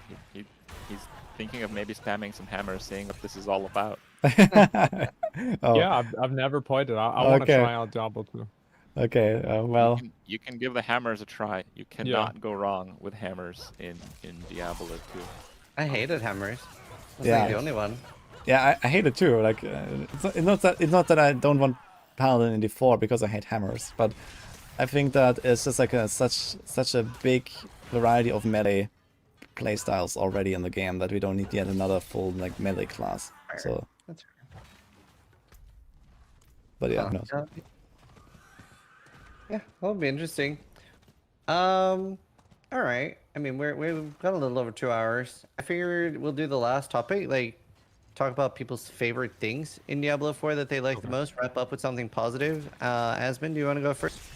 My favorite thing is I like being able to go in and just use Whirlwind and kill all the mobs at the same time. It's the same thing I liked about Diablo 3, and I'm still able to do it, and I think that's really cool. I like the gameplay. The gameplay is genuinely fun. Spin to win. Spend to win. That's all I ever want to do. That's good. Krip? I actually kind of want to say the same thing, just more broadly. I think their class identity is very good. Like a Sorc feels like you're doing some things like far too powerful. Like Sorc is like all about crowd control. If you don't think so, try to do damage without it. You ain't going to, right? So like Sorc is like a master of like really BS abilities, but they're really short. Or you can extend really long crowd control on your enemies. So it's like a very very sorcery type of thing, like some really powerful spells. Even though, yeah, the damage is lacking, but I think that's fine. I think a class that excels in crowd control and immunities probably shouldn't do quite the same damage of a class that doesn't have those things. And I think Necro has a really good identity. I think people got so tired of complaining about minions they forgot to even try them. I think Necro really does excel as a summoner and as like a death dealer, death knight type of playstyle. I mean, Barb's like shout, so I guess that. But yeah, I mean, I think in general the class identity is very good. Like it's actually exceptional. Maybe some of the best for an ARPG. Nice. Woody? Yeah, I totally agree with the points that Asmon and Krip are making already about the gameplay and the class identity. Maybe to add to that, I like the build crafting. So a lot of people are complaining like the skill tree is so small and the paragons look so basic, but basically leading up to the 4 launch, all I was doing was Diablo 4 planner streams, literally for months. Like, I was sitting here every night, like 5 hours plus, crafting builds, and I enjoyed it so much. And I have like a catalog of like 100 builds or something that I want to play at some point. And I like the variety. I like the choices you can make.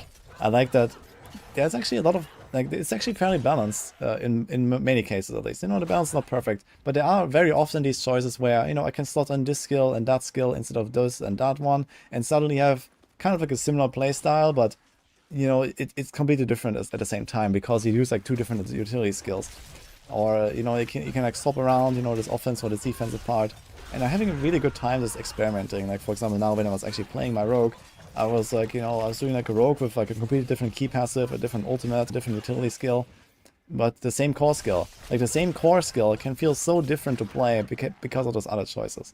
And that's really one thing I enjoy a lot. Like I can really replay, I could just play rogue for like years at this point and always make a new build. And this is what I like so much right now. It's not just, you know, BARB spin to win, basically. You can also do BARB spin to win with, you know, maybe some other stuff in there. Or you can do like, you know, 5 different versions of like, you know, a double swing BARB with shouts or with stomp or with, you know, leap and charge or whatever, right? You can have like all these utility choices, and yeah, they may not always end up exactly being as powerful, but they are generally balanced enough, and I really like that. And that's kind of like keeps the gameplay, like the moment to moment gameplay, very exciting, because whenever I get tired of one thing, I just like unspec something and put something else in and play with that, and it works. That's great.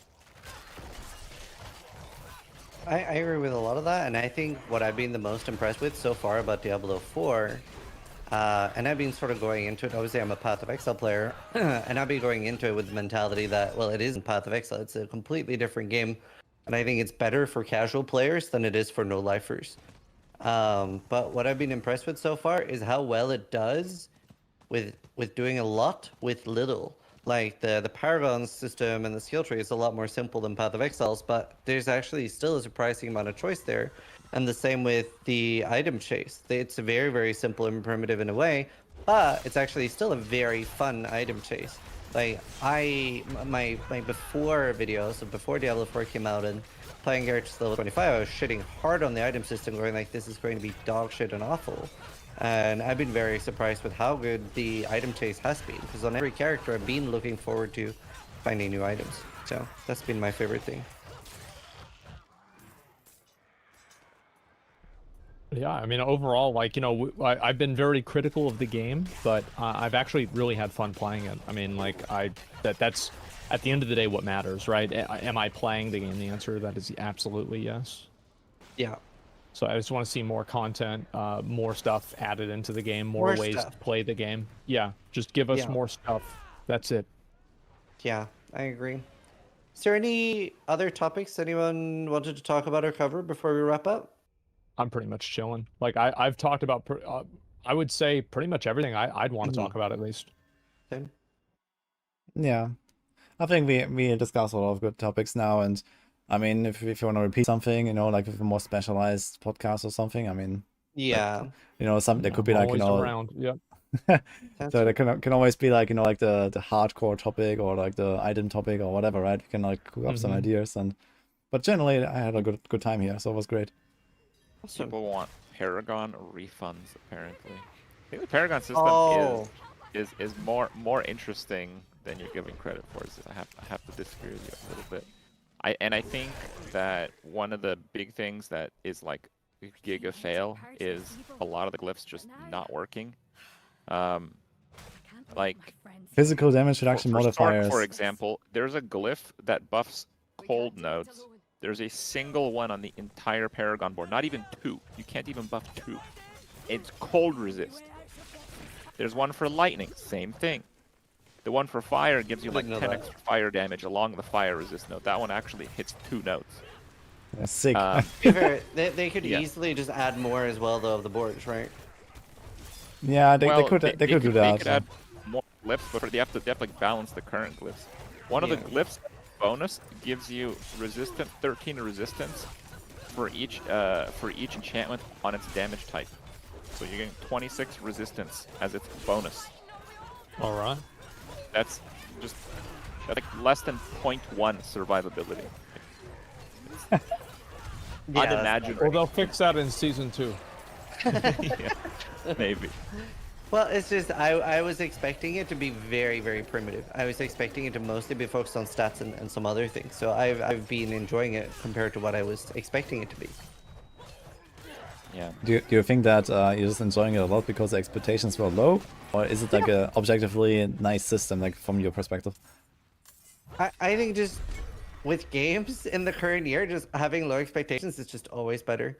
I've never known anyone that had high expectations for a game and they were happy. Elden Ring. Sure.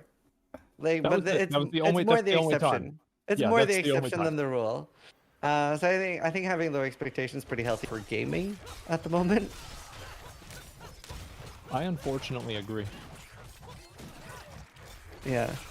Yeah, I'm just glad to see the games, you know, like a good game come out that's like actually fun to play, and you know, it's not like massively predatory or it's you know, not this awful thing. Ooh, the Golem game was really good.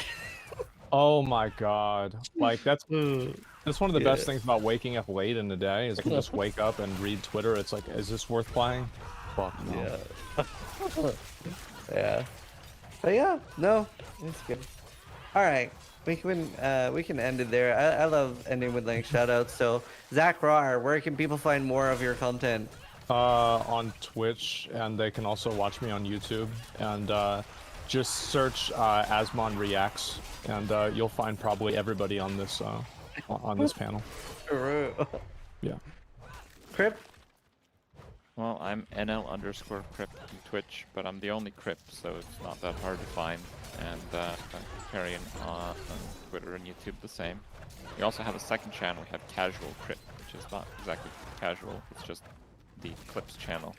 I'm trying to be the next Asmongold of React Andes. Nice. Yeah. Woody? Yeah, well, you can find my name, wudijo, on YouTube, Twitch, Twitter, everywhere. And then we have Maxroll, where I am writing guides, and I'm like the team lead for Diablo 4 for all the guides that we write there. So if you are interested in any kind of like Diablo 4 content and need guidance, then go check that out. And I'm Zizaran, also sometimes called Zizarian and Zizaran. So I have many names apparently, but yeah, Ziz, and yeah, just Zizaran on everything, Twitch, YouTube, and I've now started reacting back to Asmongold, which has been great. So Good idea. Yeah. It's smart. it's really good. It's we too can do like broken. a whole circle maybe or something. You know? We actually human did that centipede. once. We did actually do that once. Yeah. I reacted to him, he reacted to me, I reacted to him reacting to me. No, I mean like all of us, like I react to right, that'd this, be and even then Krip better. reacts to that, and then Asmon goes on that. We're unstoppable. Exactly. That's the Yeah. future, guys. That's the future. All right, we'll end it there. I hope you all enjoyed the podcast. It was a pleasure having you, and thank you for taking time to be on here. Yeah, absolutely. Thanks for having me. I'm glad to come on whenever and talk about the game. Was great. Thank you.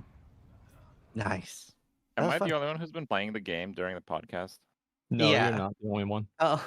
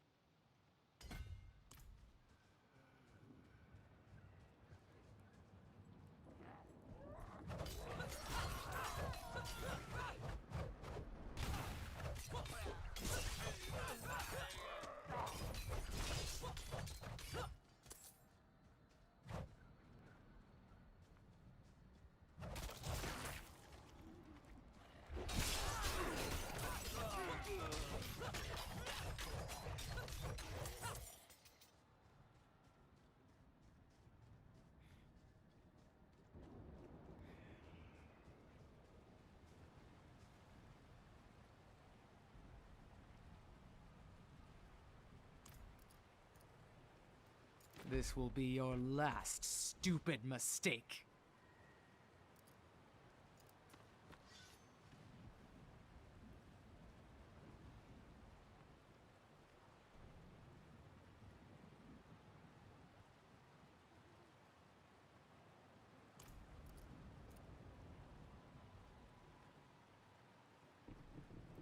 No.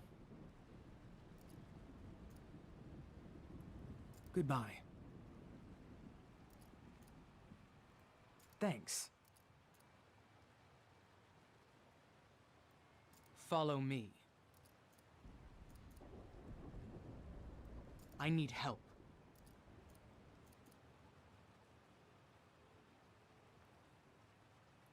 Sorry.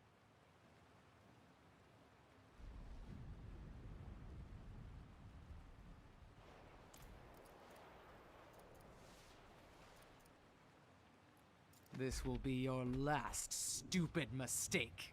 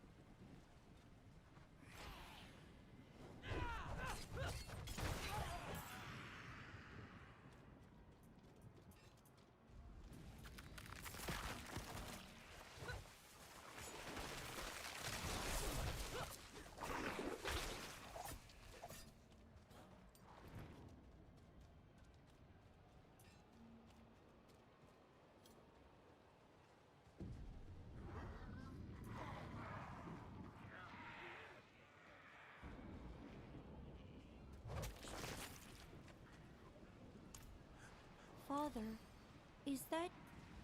No! No, no! No! You're dead! Father, won't you come visit me? No! They took you away for what you did. You... Father, please visit. I'm waiting at the asylum. Be gone. Be gone! Please! Be gone!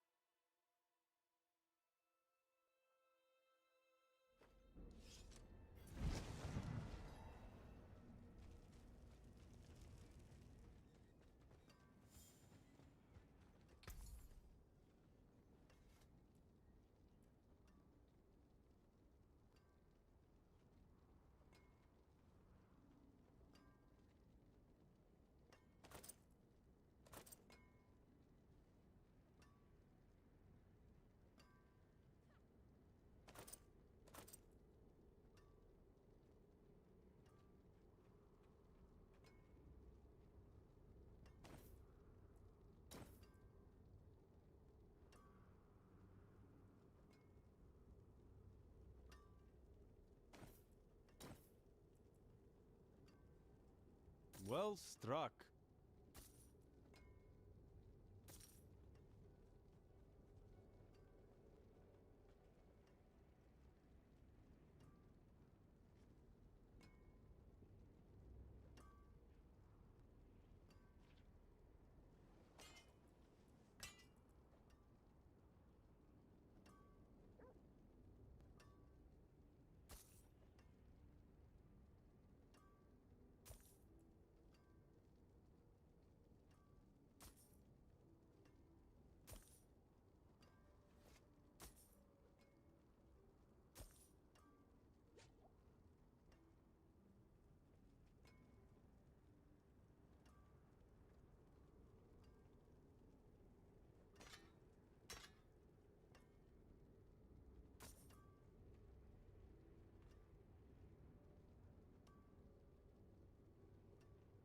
Anything else?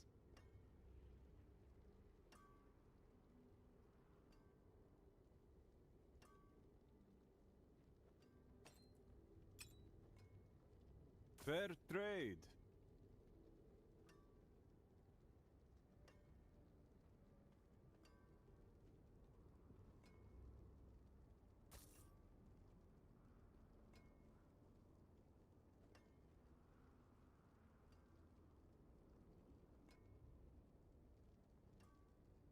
Anything else?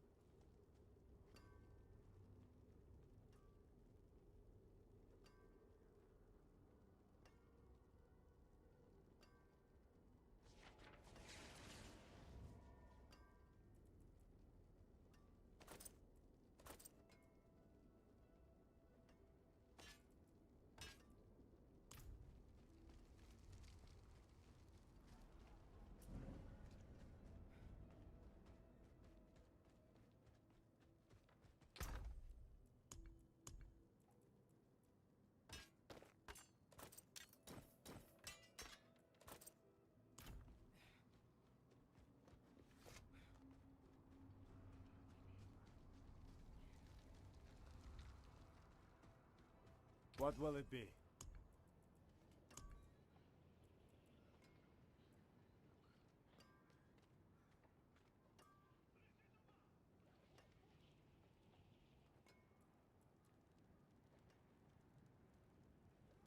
Huh.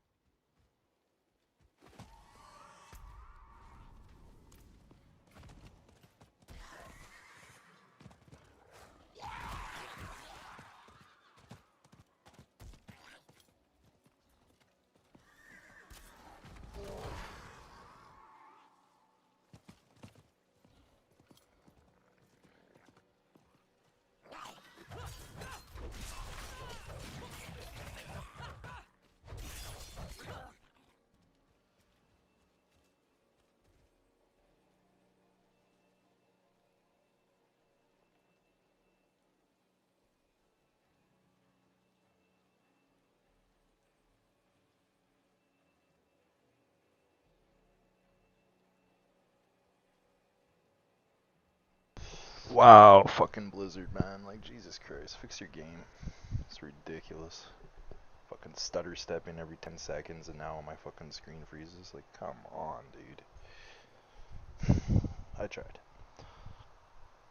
I'm